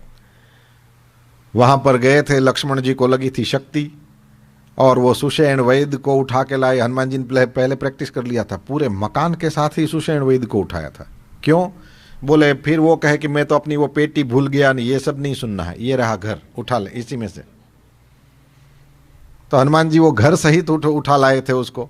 तो उसने कहा कि ये सवेरे तक यदि संजीवनी आ जाए तो ये जी उठेगा। और श्री रघुनाथ जी तो वहाँ पर पश्चाताप में, भाई लक्ष्मण को इस तरह से शक्ति लगी है तो रो रहे थे प्रभु। और यहाँ पर हनुमान जी ने विचार किया कि इस समय प्रभु अपनी तरह से कर रहे हैं, मुझे अपनी तरह से सेवा में लगना चाहिए, और हिमालय की ओर चले गए। वहाँ गए भी, उन्होंने उस पहाड़ को देखा भी, लेकिन समझ में नहीं आया कि इसमें से लेना क्या है। देखा शैल न औषध चिन्हा, और समझ में नहीं आया कि क्या है इसमें से क्या लेना है। इसलिए, और दूसरा कारण ये भी कि आज लक्ष्मण को शक्ति लगी, कल किसी दूसरे को लगे, तो फिर दूसरे को लगे, फिर राम जी मेरी ओर देखें, और मेरे को ये हिमालय तक ये अभी इतने शटल थोड़ी करना है। इसलिए क्या किया जाए, तो बोले पूरा पहाड़ ही उठा लिया जाए। तो देखा शैल न औषध चिन्हा और सहसा गिरि उपारि कपिलीन्हा। भगवान हनुमान ने ये पूरा पहाड़ उठा लिया। तो जगत की वो प्रथम घटना, पूज्य मुरारी बापू ऐसे बोलते हैं कि पहला गिरधारी मेरा हनुमान है, तो मना नहीं कर सकते, ये सही है। और दूसरे गिरधारी भगवान है, तो पहले भगत ने पहाड़ उठाया और फिर दूसरा भगवान ने उठाया। इसका अर्थ ये हुआ, या तो भक्त की शरण में रहो तो हमारा समस्याओं का पहाड़ वो उठा ले, या फिर हम भगवान की शरण में रहे तो भी, क्योंकि हम जिनकी शरण में रहते हैं वही तो हमारा पहाड़ उठाता है। परमात्मा श्री हरि की आज्ञा से गिरिराज गोवर्धन ये भगवान श्री हरि के वाम कर कमल पर आ गए, और यही भगवान श्री श्रीनाथ जी बाबा का स्वरूप है। बोलिए गोवर्धन नाथ की, श्री गिरिराज धरण की जय। भगवान श्री हरि ने पहाड़ ये उठाया, और इसके बाद में सब ब्रजवासियों को कहा कि आप लोग इस पहाड़ के नीचे आ जाओ, जो भी आपकी गायें और जो कुछ भी ले सकते हो उनको लेकर के आओ, और ये बिल्कुल डरना नहीं कि मेरे हाथ से ये गिरिराज जी गिर जाएंगे, और ना ही डरो इस आंधी से, न तूफान से, न ओलों से, और बस इनके नीचे आ जाओ। जैसे ही कृष्ण भगवान ने आश्वासन दिया तो सारे ब्रजवासी जो हैं वो उस पहाड़ के नीचे आ गए। और कहते हैं सप्ताहम ना चलत पदात, भगवान श्री हरि 7 दिन रात तक वहाँ बाहर इंद्र वर्षा करता रहा। 7 दिन रात तक भगवान ये पहाड़ को उठाए रहे, और 7 दिन रात तक वो ब्रजवासी सब तो आनंद में रहे। इसके बाद भगवान श्री हरि ने सब लोगों को कहा कि इंद्र थक गया है। क्यों? बोले वो ऐरावत पर आया और उसने देखा, लेकिन किसी का बाल तक नहीं भीगा, है ना, पानी बरस रहा था, इसलिए भीगना बोलना पड़ेगा ना, बांका होना तो नहीं बोलेंगे इसमें। तो किसी का बाल तक नहीं भीगा तो फिर वो थक गया। उसने कहा कि यहाँ अपनी कुछ चलेगी नहीं। और जैसे ही पता चल गया कि इधर कुछ चलेगी नहीं, तो अब इसमें तो अब अपने शुरू किया, अपने ही पूरा करना पड़ेगा। तो पानी बरसना बंद हुआ, सूर्य नारायण का उदय हुआ। और जैसे ही सूर्य नारायण का उदय हुआ तो फिर भगवान श्री हरि ने सबको बाहर निकाला और गिरिराज जी को वे जहाँ थे वहाँ पर प्रस्थापित किया है। यही अद्भुत स्वरूप भगवान श्री हरि का। वैष्णव लोग, पुष्टि मार्ग के वैष्णव लोग श्री श्रीनाथ जी बाबा का इसी स्वरूप को प्रणाम करते हैं। आइए हम लोग भी। एक नागपुर में चंद्रकांत भोपताणी करके एक वैष्णव थे, वो भजन मंडली चलाते थे। उनका जन्म अमरावती में हुआ था। ये चंद्रकांत भाई को श्री जी बाबा ने पता नहीं क्या प्रेरणा कर दी और कुछ लाइंस उनके मन में आई, तो उन्होंने एक ऐसा पद बना दिया कि जैसे हम इसको बोल सकते हैं कि आजकल तो बड़ा हॉट फेवरेट बना हुआ है। स्वर आपो। ओ मारा घट मां विराजता श्रीनाथ जी, यमुना जी महाप्रभु जी। विराजता श्रीनाथ जी, यमुना जी महाप्रभु जी। मारू मनडू छे गोकुळ वन रावण, मारू मनडू छे गोकुळ वन रावण। मारा तन नायांगणिया मा तुलसी नावन, मारा प्राण जीवन हो मारा घट मां। जता श्रीनाथ जी, यमुना जी महाप्रभु जी। मारा आत्म ना आंगणे श्री महाकृष्ण जी, मारा आत्म ना आंगणे श्री महाकृष्ण जी। मारी आँखों विषय गिरिधारी रे धारी, मारी आँखों दिसे गिरधारी रे हरि। मारू तन मन गયું છે જેને વારી રે વારી, મારા શ્યામ મોરારી हो मारा। घट मां विराजता श्रीनाथ जी, यमुना जी महाप्रभु जी। मारा प्राण थकी मने वैष्णव वाला, मारा प्राण थकी रे मन वैष्णव वाला। हे नित्य करता श्रीनाथ जी ने काला रे वाला, नित्य करता श्रीनाथ जी ने काला रे वाला। मैं तो वल्लभ प्रभु जी ना कीधा छे दर्शन, मारू मोही लीधु मन हो मारा। घट मां विराजता श्रीनाथ जी, यमुना जी महाप्रभु जी। श्रीनाथ जी श्रीनाथ जी श्रीनाथ जी, मन मंदिर नावासी रे श्रीनाथ जी। श्रीनाथ जी श्रीनाथ जी श्रीनाथ जी, मन मंदिर नावासी रे श्रीनाथ जी। श्री महाप्रभु जी महाप्रभु जी महाप्रभु जी, घट घट माँ वहता रे श्री यमुना जी। श्री महाप्रभु जी महाप्रभु जी महाप्रभु जी, घट घट मां वहता रे श्री यमुना जी। श्रीनाथ जी बोलो, श्री यमुना जी बोलो, श्रीनाथ जी बोलो, श्री यमुना जी बोलो। श्रीनाथ जी बोलो, श्री यमुना जी बोलो, नाथ जी बोलो, श्री यमुना जी बोलो। श्रीनाथ जी बोलो, श्री यमुना जी बोलो, नाथ जी बोलो, श्री यमुना जी बोलो। श्रीनाथ जी श्रीनाथ जी श्रीनाथ जी बोलो, श्रीनाथ जी श्रीनाथ जी श्रीनाथ जी बोलो। श्रीनाथ जी श्रीनाथ जी श्रीनाथ जी बोलो। श्रीनाथ जी श्रीनाथ जी श्रीनाथ जी बोलो। भगवान श्री हरि का यह जो स्वरूप है, जैसे हमारी बात हुई, यह महान क्रांतिकारी स्वरूप है। अब हुआ ये कि जब तक भगवान श्री हरि ने इस पहाड़ को उठाया था उस समय इतना इमरजेंसी कि कौन कुछ सोचे कि ये 7 ही साल का कृष्णन 7 कोस का ये बड़ा पहाड़ कहाँ कौन उठाए, ये तो हो नहीं सकता।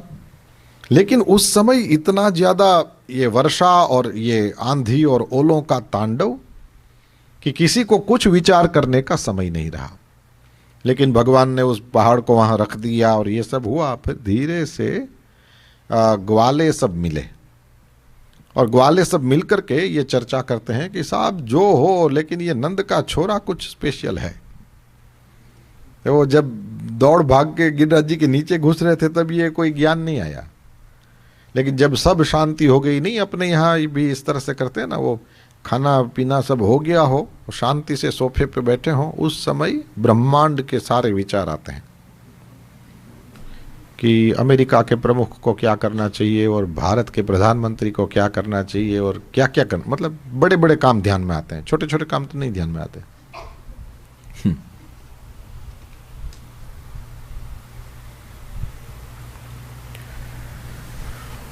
उन सब लोगों के बाद में विचार आना शुरू हुआ कि कहां तो ये 7 ही वर्ष का कृष्ण और कहां तो ये 7 कोस का गिरिराज। इसने ये उठाया तो कैसे उठाया।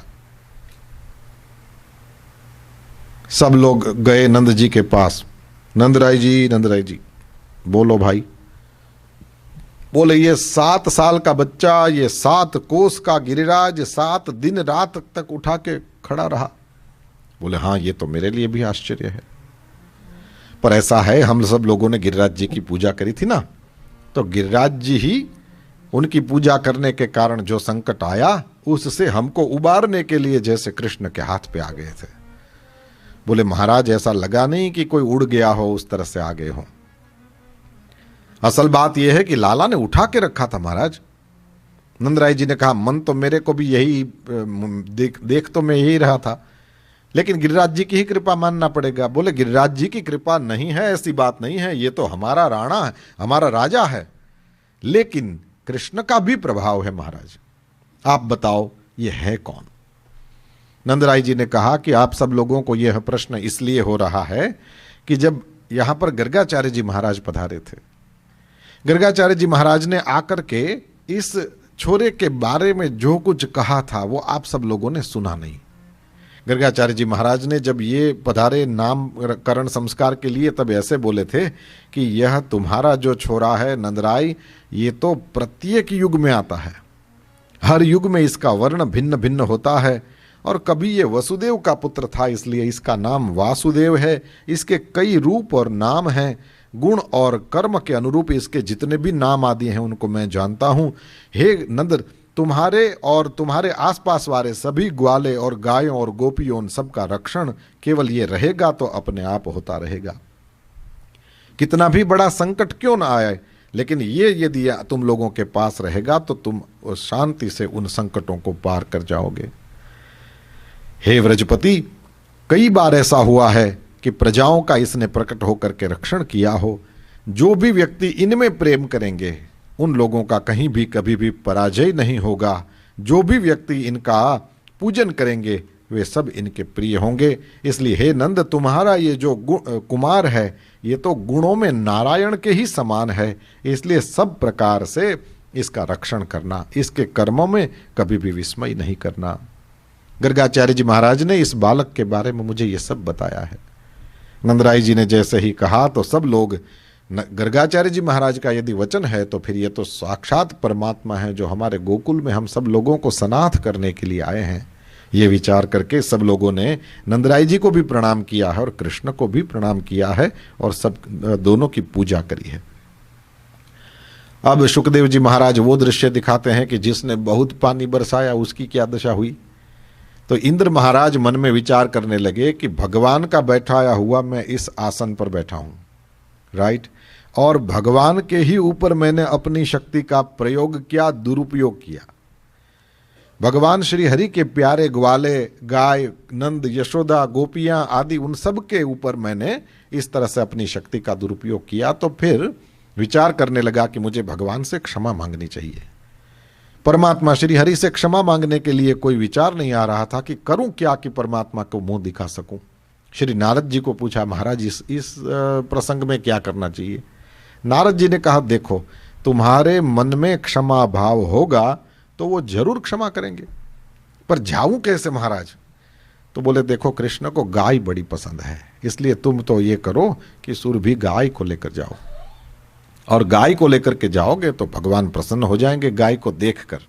जैसे ही गाय को देख करके प्रसन्न हो जाए, गाय के शरीर पर वे हाथ घुमाने लगे, तो तुरंत दौड़ करके जाना और चरणों में मस्तक नवा देना, क्षमा मांग लेना। इंद्र ने कहा, यह आइडिया ठीक है। सुरभि गाय को लेकर के इंद्र जो है वो वृंदावन में गाय चरा रहे श्री कृष्ण परमात्मा के पास जाते हैं, और जैसे ही भगवान श्री हरि उस सुरभि को देख करके प्रसन्न हुए, तब तक तो दौड़ करके गया और सूर्य नारायण जैसा चमचमाता हुआ मुकुट जो है वो भगवान श्री हरि के चरणों में रख दिया।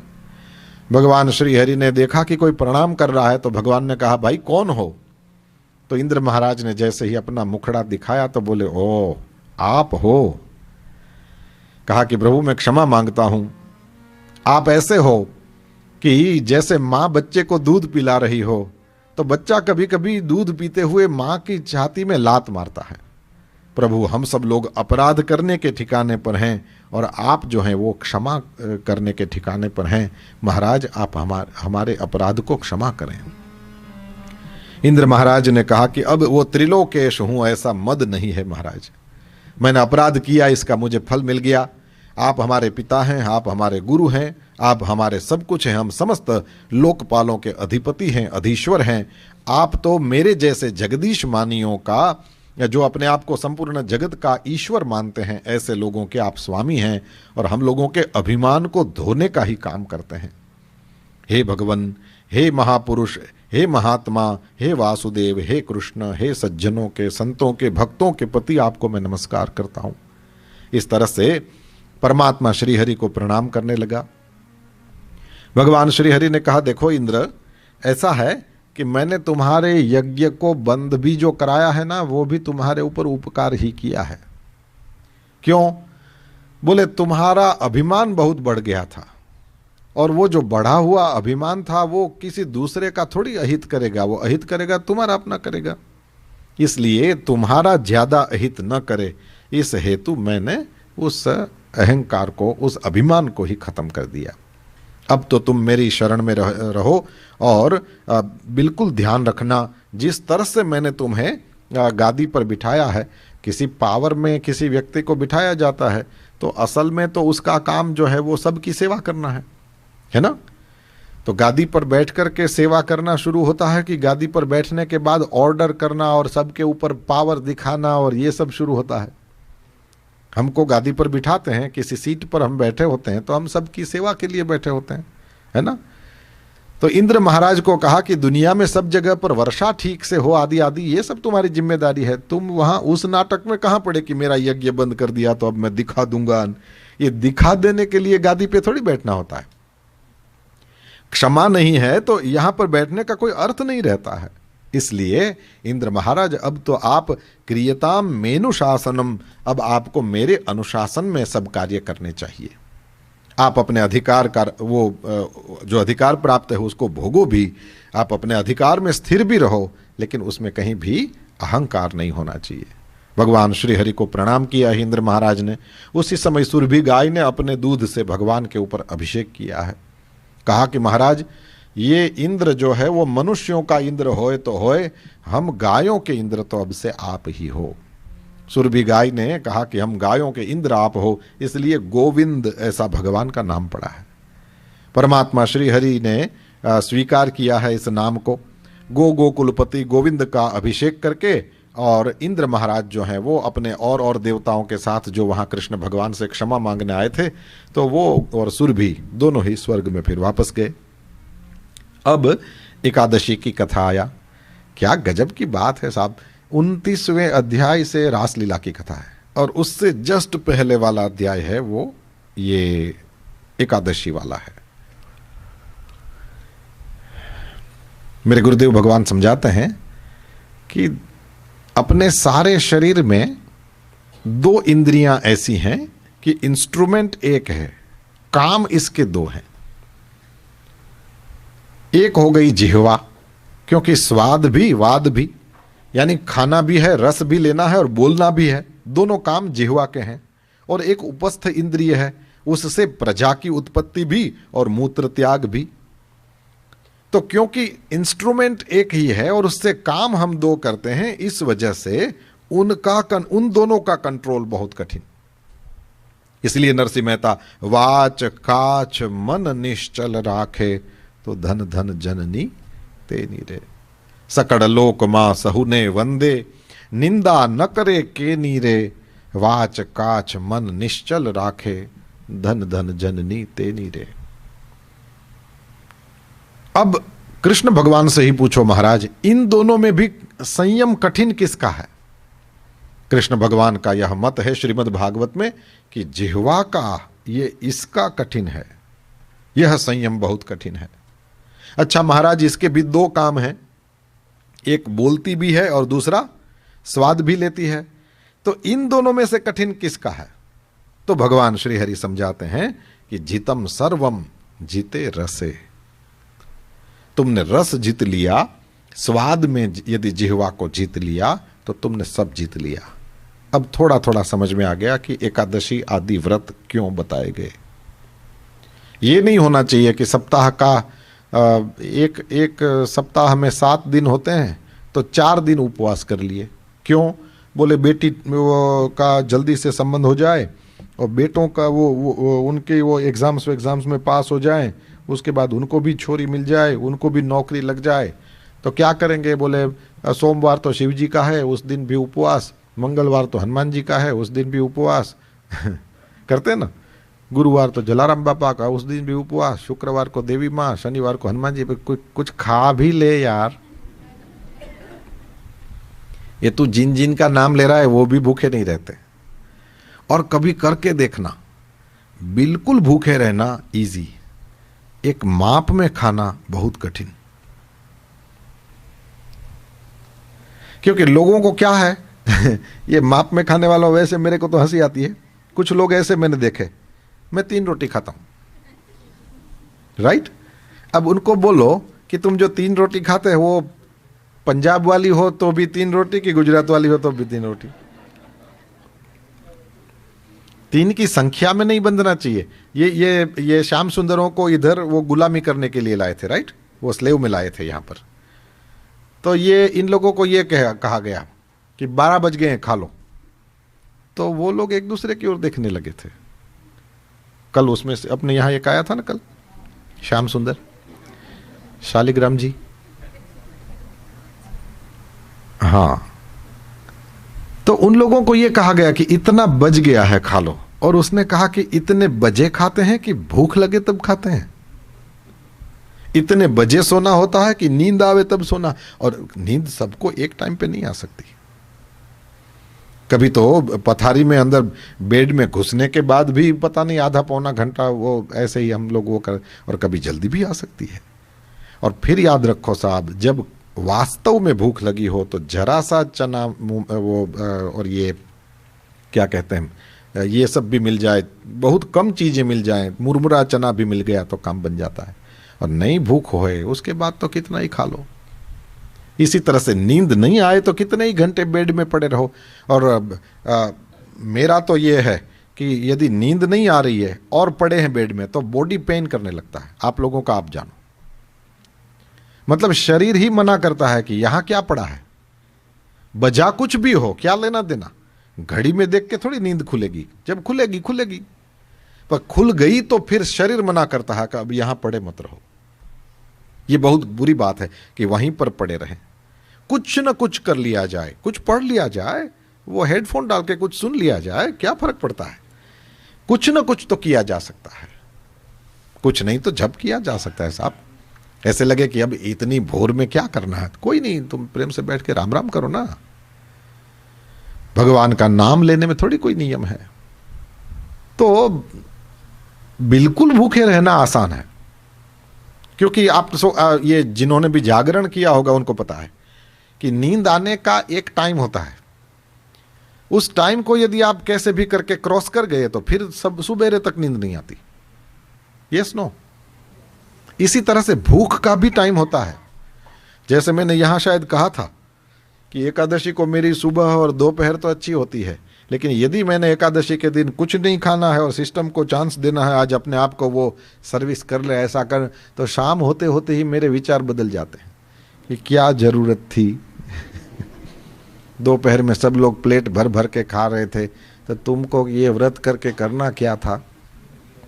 मन शुद्ध होना चाहिए, इसकी कोई ज़रूरत नहीं थी, आदि आदि। शाम होते होते, क्योंकि उस टाइम वो ज़बरदस्त भूख लगती है, और फिर वो आधा घंटा पौन घंटा, आधा घंटा ही ज़्यादा से ज़्यादा होगा, उसको यदि आप क्रॉस कर गए फिर देखो।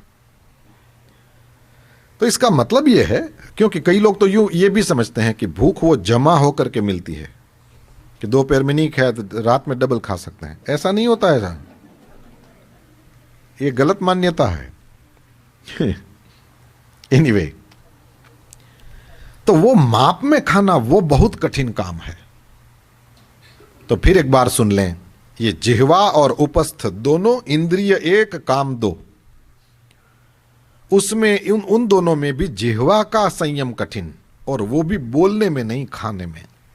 इसलिए श्री कृष्ण परमात्मा श्रीमद् भागवत में उद्धव को जब एकादश स्कंध में उपदेश देते हैं तो वहां पर बोलते हैं जितम सर्वम, तुमने सब जीत लिया यदि तुमने अपनी जीभ को जीत लिया। और इसलिए जैसे गाड़ी में अपने लोग ब्रेक चेक करते रहते हैं, है ना, ट्रैफिक में आपकी गाड़ी चल रही हो तो आपकी सारी गाड़ी वो सब कुछ चेक होता ही रहता है, पर ये नहीं तो ब्रेक चेक करते रहना चाहिए कि ठीक है कि नहीं है। इस तरह से जीवन में भी हर वस्तु में अपनी ब्रेक को चेक करते रहना चाहिए, क्योंकि जो भी व्यक्ति अपनी पर्सनालिटी को अपनी तरह से डेवलप करना या मेंटेन करना चाहता है, उसको यदि ब्रेक्स उसने चेक नहीं किए तो बहुत मुश्किल। मेरे को अपनी बात बता दूं मैं आपको, चलो बता दूं। मेरे को तो ये आपको पता है, मैं life on wheels you can say, तो इधर उधर घूमते ही रहते हैं। और कभी तो इस तरह से एक दो कोई साथ भी होए और कभी कभी कोई नहीं होए, ऐसे भी होता है। तो इंटरनेशनल एयरपोर्ट्स पे देखो तो विंडो शॉपिंग करने का बड़ा मजा आता है। क्या आप वो स्वारोवस्की के और क्या क्या के आप उधर घूमो तो फिर देखते रहो कि क्या क्या चीजें पड़ी होती है। तो मेरे जैसे लोगों को तो बड़ा, एक तो ये है कि घंटों तक बैठे रहो तो थोड़ा वॉकिंग हो, बहुत अच्छा, राइट। और मैंने देखा है सब लोग वो खिलौनों की तरह, जिस बैग में बिल्कुल वजन नहीं होता ना, वो एयरपोर्ट में देखना वो उसको भी नहीं उठाते। वो भी नहीं, छोटे बच्चे वो गाड़ियां लेके, वो मेले में से गाड़ियां ली हो ना, उसको लेके घूमते हैं। इस तरह से सारे के सारे एक के ही जनो उकाई सामान न पड़े, जो मजा आता है उनको देखना। और क्या क्या भगवान ने दुनिया में चेहरे और क्या क्या है ना, स्किन के कलर्स और क्या क्या बनाया है, वो उधर देखने को मिलता है। और फिर ये घूमना घामना, मैंने अभी क्या मेंशन किया, ब्रेक्स चेक करते रहना चाहिए, राइट। तो अपने लोग कई बार इस तरह से करते हैं। क्या करते हैं, बोले जेब में कागज भी होने चाहिए और चीजों को देखना भी चाहिए और उसमें से कुछ पसंद भी करना चाहिए, और फिर अपने आप को कहना चाहिए कि जरूरत है कि शौक है।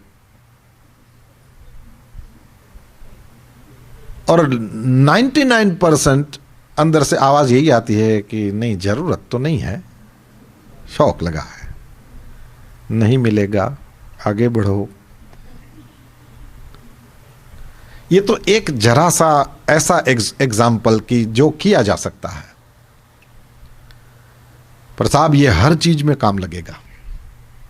ये नहीं कह रहा हूं कि कोई अपने तो कहीं पहुंच गए हैं और ये वो, मेरे को ये जो मैं सब बोलता हूं वो सब मेरे में भी है, ऐसा आप मानोगे तो बड़ी गलती कर रहे हो। हम सब मिल करके कुछ अच्छी बातें कर रहे हैं, हम सब मिल करके ट्राई करते हैं कि कुछ अच्छी बातें कही जाए, सुनी जाए, क्योंकि ये आयोजन आज यहां क्यों हुआ है ये कोई नहीं जानता। किसके लिए श्रीमद् भागवत यहां आई है, किसके कान में 4 शब्द पड़ जाएं, इस हेतु ये आई है। इसलिए आपने देखा होगा, मुझे इसके साथ सेटिंग होए नहीं होए, मुझे अपने को जब तक का समय दिया गया है, मैं अपनी तरफ से कुछ न कुछ सेवा इसलिए करूं कि किसके लिए ये हो रहा है ये मुझे भी नहीं पता होता है। ठाकुर जी इस यात्रा को चलाते हैं, इसमें से किसके लिए ये आयोजन हुआ है ये केवल वे जाने या उसका भगत जाने। अपना काम है कुछ अच्छी बातें सुनाना। भगवान वेद व्यास की कलम के आधार पर, कभी गोस्वामी तुलसीदास जी की कलम के आधार पर, कभी कोई आधार पर, कभी कोई आधार पर होते रहना चाहिए। और वो हम लोग अब मिल करके इस तरह से बातें करते हैं। तो परमात्मा श्री हरि ने हम लोगों को यह सिखाया है कि जितम सर्वम जिते रसे, जिसने रस जीत लिया उसने सब जीत लिया। प्रयत्न करें तो ये करें, और उसके द्वारा हम लोगों को ये पता चलेगा कि एक बार जिसने रस जीत लिया सब। अब नंद बाबा की ये कथा यही सिखाती है। श्री नंदराय जी ने एकादशी का व्रत किया, रात्रि में नींद नहीं आई।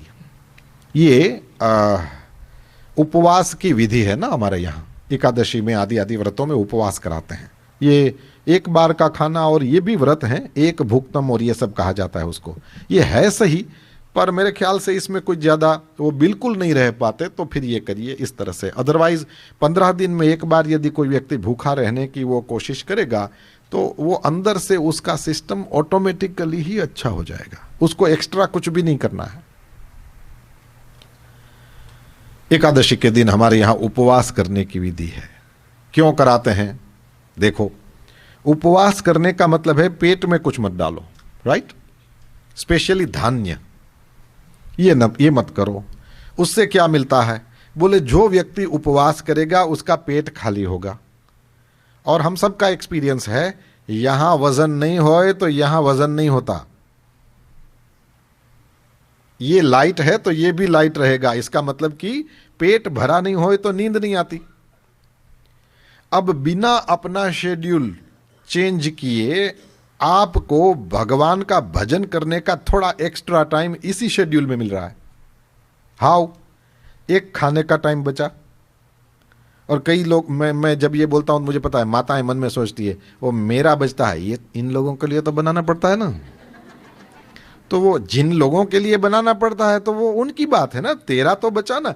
और ये कोई ये कहे कि 10 रोटी बनाने में भी उतना ही टाइम लगता है और 15 रोटी बनाने में भी उतना ही लगता है, तो मैं नहीं मानूंगा। ये बात सही नहीं है। ये तब कहा जाए कि इसमें कौन बड़ी बात है, वो सब सेम टाइम ही लगता है। वो इसलिए कि दूसरे को खिलाना चाहते हैं, पर टाइम में फर्क तो रहता ही है। अब आप सोचो कि वो बनाने का जरा सा है ना, वो इन लोगों के अलावा भी इतना टाइम तो बचा, और दूसरा खाने का टाइम बचा कि नहीं? और तीसरा, क्योंकि बिल्कुल नहीं खाया है इसलिए उसी टाइम पे जब रोज नींद आती है कभी नहीं आ सकती। थोड़ा सा तो वो लेट होगा ही होगा, क्योंकि दिन में एनर्जी खर्च करी है, इसलिए बॉडी आपको सुला तो जरूर देगा, लेकिन वो देर होगी थोड़ी सी। अब बनाना, खाना और वो जो लेट नींद आई, बिना शेड्यूल चेंज किए, ये 3 टाइम मिलते हैं जिसमें जरा जरा राम राम ज्यादा हो सकता है। एक चीज याद रखो कि सब भूखे नहीं रह सकते, और एकादशी में उपवास करना ही पड़ता है ऐसा भी नहीं है। उपवास इंद्रियों का होता है साहब। ये जो भोजन नहीं लेते हैं ना, वो तो एक इंद्रिय की बात हुई। फिर कुछ भी नहीं देखना तो आंखों का उपवास हो गया, निंदा नहीं सुनना कान का उपवास हो गया, अपवित्र अवस्था में न रहना शरीर का उपवास हो गया, मन से भगवान का भजन करना और संसार में इतना मन को नहीं जाने देना मन का उपवास हो गया। स्मार्ट लोग बैठे हैं इसलिए ज्यादा इस पर विस्तार करने की जरूरत नहीं, पर आप समझ गए। तो उपवास तो कई टाइप के होते हैं। अरे आज हम सोशल मीडिया बंद रखेंगे, उपवास है, ई उपवास।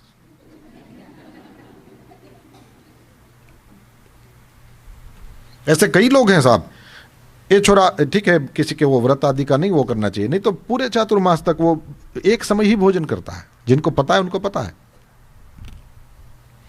और इसी तरह से जो भूखे बिल्कुल नहीं रह सकते, मैंने सुना है 4 महीने तक सोशल मीडिया में एक पोस्ट नहीं। क्यों? मेरा चातुर्मास चल रहा है। वाव! कैसे वो वाव क्यों है? बोले तुम उतनी देर के लिए अलग हुए तो क्योंकि तुम अब इसमें नहीं हो तो कहीं तो होगे। और 4 महीने तक तुम्हारा सारा समय जो फोन वगैरह में कहीं भी जाता था, जिनके लिए यूजफुल है उनकी बात नहीं है, जो ऐसे ही वो यूं यूं करते रहते हैं उन लोगों के लिए, ठीक है ना? तो वो वहां नहीं रहेगा तो कहीं तो रहेगा। तो चारों महीनों तक वो भजन करेगा ये तो नहीं मानता हूं मैं, लेकिन कभी तो करेगा, क्योंकि वो इसमें नहीं है। इस तरह से जो स्मार्ट लोग होते हैं वो अपने लिए टाइम ये कहीं ना कहीं से पिक कर लेते हैं। मैंने आपके सामने कई नखरे बताए, इसमें से जो भी अपने टाइप का हो उसको पकड़ना। ये सारे नखरे ही हैं, और उस परमात्मा को प्रसन्न करने के लिए जो भी किया जाए सब कम है, और अपने लिए जो भी किया जाए सब बहुत अच्छा है। नंद बाबा ने एकादशी करी, रात में नींद नहीं आई। जो भी उपवास करते हैं उनको नींद देर से आती है। बिना शेड्यूल को चेंज किए थोड़ा भगवान का भजन अधिक होए, भूखे रह सको बहुत अच्छी बात है, नहीं रह सको भगवान का 2 नाम ज्यादा लो, इसको एकादशी बोलते हैं। माला फेरने का आपका स्वभाव नहीं होए, कोई बात नहीं, ये देख जैसे ही कैलेंडर में देख लिया कि एकादशी है, आज निर्णय करो, आज मेरी वजह से किसी की आंख में आंसू नहीं आएंगे, आज मैं किसी को धक्का नहीं दूंगा, आज मैं किसी का अपमान नहीं करूंगा, आज हो सकेगा मैं किसी की मदद करूंगा, आज हो सकेगा तो मेरी वजह से किसी के फेस पे एक स्माइल आए, उसके लिए मैं कोशिश करूंगा। ये भी तो हो सकता है। फिर वही बात साहब, इच्छा होएगी तो रास्ते मिल ही जाएंगे। सवाल हमारी इच्छा का है। नंद बाबा को रात में नींद नहीं आई, जल्दी जगे। नदी नालों के जल में रात में स्नान नहीं करना चाहिए, वो सेफ्टी की दृष्टि से भी ठीक नहीं है, और हमारे यहाँ ये कहते हैं कि देवता सोया हुआ होता है। अब नंद बाबा को ये जल का देवता वरुण है, उसके दूत उठा करके ले गए कि रात में नदी में स्नान कर रहे थे। नंद बाबा भगवान के पिताजी हैं, तो समझ में आया ना कि नियम तो भगवान के पिताजी को भी लागू होते हैं। किया हुआ कर्म भोगना पड़ता है। तो जैसे ही श्रवण कुमार के अंधे माँ बाप ने शाप दिया तो दशरथ जी को भी भोगना पड़ा ना। तो ये भगवान के पिताजी हैं, उनको भी भोगना पड़े तो फिर आप और हम कौन हैं? अब जैसे जल का देवता वरुण है, वैसे ही जीभ का देवता भी वरुण है। तो क्या बढ़िया कनेक्शन भगवान वेदव्यास ने बना करके दे दिया कि जिस दिन आप निश्चित करो कि जागरण करना है ना, आज जागरण करना है, तो देखना रोज 1:30 बजे तक नींद नहीं आती जिसको, उसको भी वो निश्चित करे कि आज मुझे जागरण करना है, 8:30 बजे में उबासियां आना शुरू हो जाता है। जिसको टाइम पे भूख नहीं लगती, ऐसे लोग भी कैलेंडर में जैसे ही वो 1 एकादशी देखते हैं ना, जैसे ही उन लोगों को वो 10 साढ़े 10 बजे ही भूख लगना शुरू हो जाता है। Lunch time. क्यों लंच टाइम हो गया? बोले आज निश्चित किया है कि एकादशी, आज उपवास करना है। उपवास की सोचते ही फिर दिमाग का तो यही है, मन तो इसी तरह से काम करता है, वो तुरंत उल्टी बात सोचता है। तो जीभ का देवता एकादशी में उठा के ले जाता है। इसका मतलब यह हुआ कि सबको भूख बड़ी परेशान करती है। भगवान श्री हरि की शरण में रहो तो परमात्मा ही रक्षा करने के लिए आते हैं। भगवान श्री हरि वरुण लोक में जाकर के नंद बाबा को छुड़ा करके लाए।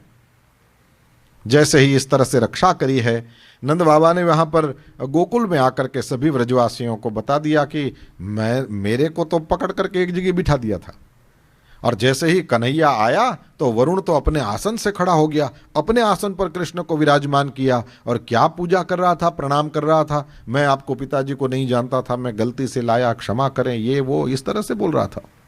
तो सारे ग्वाले ठाकुर जी को घेर करके खड़े हो गए। कन्हैया सच बताओ तुम कौन हो?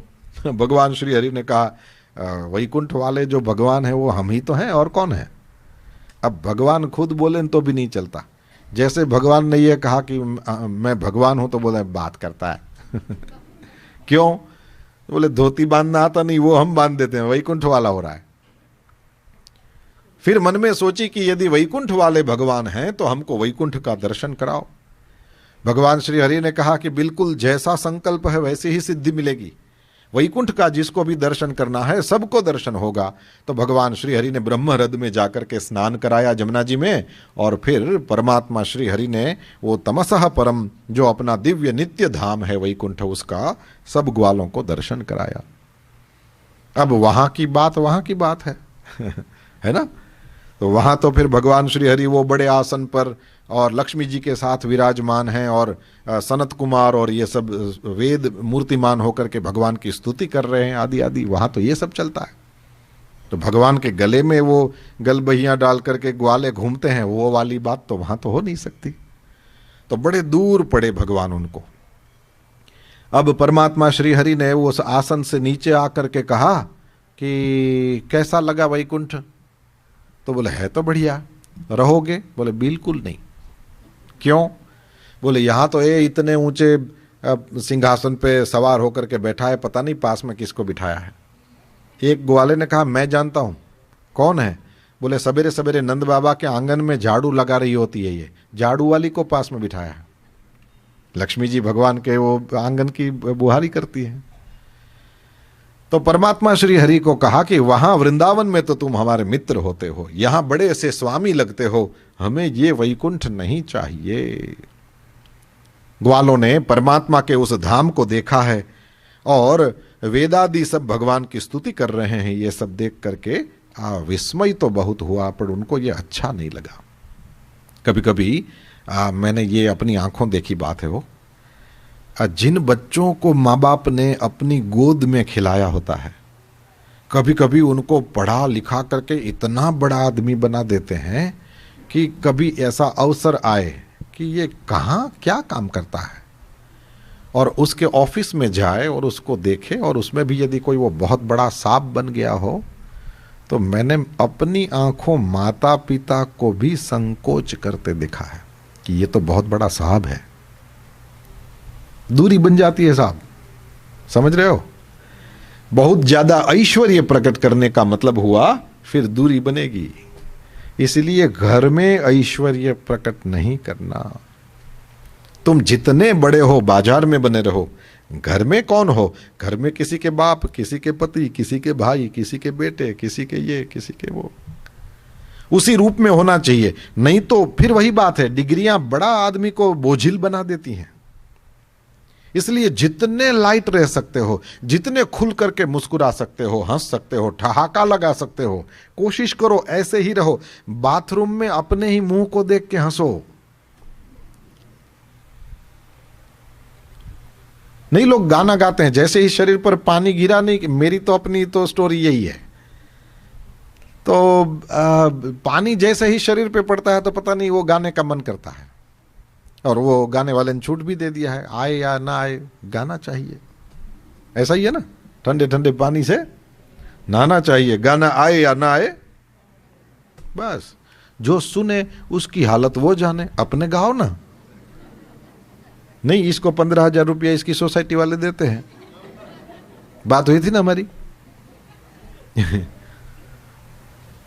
यदि टाइम से नहीं आ जाए तो ये सोसाइटी के वो व्हाट्सएप ग्रुप में फोटो डालता है कि मैं अभी तबला निकाल रहा हूं, तब तक तो वो लोग वायर कर देते हैं। तो सुनने वाले जाने, उसकी जो दशा हो वो जाने, अपने को तो ललकार वो तुम्हारे। भगवान श्री हरि का वैकुंठ दर्शनीय हो सकता है ना, लेकिन वो ऐश्वर्य प्रकट हो गया तो फिर सख्य कहां, फिर वो वाला प्रेम कहां? उससे अभिभूत होता है व्यक्ति, उससे प्रभावित होता है, लेकिन उसके साथ वो वाला कनेक्शन नहीं बनता।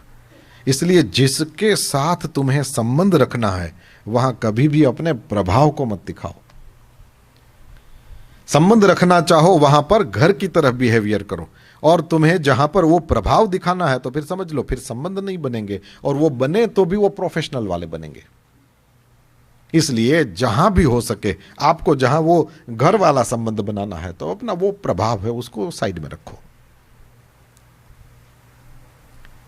कृष्ण परमात्मा ने गोकुल में वो प्रभाव प्रकट नहीं किया है, और क्या गजब की माया है उनकी। अभी अभी 7 कोस का पहाड़ उठाया है, राइट? सब ग्वालों ने 7 दिन तक कृष्ण को ये उठाए हुए देखा भी है। पहले तो समझे नहीं थे, वो कथाएं प्रसिद्ध है, आपकी सुनी हुई भी हैं। कृष्ण भगवान ने वो पहाड़ उठाया था तो ग्वाले बोलने लगे कि पता नहीं ये सब कैसे पत्थर दिल के हैं, और कन्हैया अकेला ये पहाड़ उठा के खड़ा है और ये सब तो नीचे खेल खा रहे हैं, तो क्या करना चाहिए? बोले भैया सब लोग अपनी अपनी लाठियां लगाओ, कन्हैया कब से अकेला लेके खड़ा है, हम लोग भी तो जरा लाठी लगाएं। तो अपनी अपनी वो मोटी मोटी लाठियां ले लेकर के वो नीचे से इस तरह से टच करा दी गिरिराज जी को। और थोड़ी देर के बाद कोई 1-2 लोग थे, उन्होंने कहा कि कन्हैया थोड़ी देर सो जा।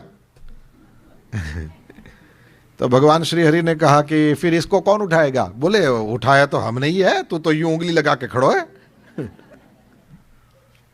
हम ही लोगों ने तो उठाया है, अब तू ये करे नहीं करे क्या फर्क पड़ता है, फोटो वोटो खिंचवा ले, सेल्फी ले ले, फिर सो जा। तो भगवान श्री हरि ने कहा कि अच्छा मैं छोड़ दूं? बोले हाँ छोड़ दो, हम ही ने तो उठाया है। अब भगवान श्री हरि ने छोड़ा नहीं था, केवल जरा सा नीचे लिया, तब तक तो लाठियां टूटी, और लाठी नहीं टूटी, ग्वालों का अहंकार टूटा। चरण में गिरे हैं मेरे बाप, तुमने ही उठा के रखा है, यदि जरा सा भी तूने छोड़ने की चेष्टा करी तो अभी रेत बन जाएंगे, धूल बन जाएंगे, तुमने ही उठा के रखा है। तो परमात्मा श्री हरि ही उठा के रखते हैं, है ना। अभी अभी उन्होंने ये जो पराक्रम है अभी अभी उन ग्वालों के सामने किया है, लेकिन फिर भी वही थोड़ी देर में यदि ये कहें कि मैं तो वैकुंठनाथ भगवान हूं, तो बात करता है। क्यों? बोले भगवान की माया ही ऐसी है, वे ग्वालों के साथ अपना प्रभाव ज्यादा देर तक नहीं रखना चाहते। श्री रघुनाथ जी ने भी तो नहीं रखा। गोस्वामी तुलसीदास जी कहते हैं जब वन से परमात्मा पधारे ना, तो जैसे ही अयोध्या जी आए तो उस समय सारे लोग दौड़ दौड़ करके आए हैं सरजू जी के किनारे, क्योंकि विमान वहां उतरेगा। और जैसे ही विमान उतरने को हुआ, सारे लोग इतने प्रेम के कारण आतुर और उत्सुक थे कि भगवान विमान से उतर के ही सबसे पहले मेरे पास आएंगे। क्यों? बोले 14 साल तक मैंने इनकी जितनी राह देखी है इतनी किसी ने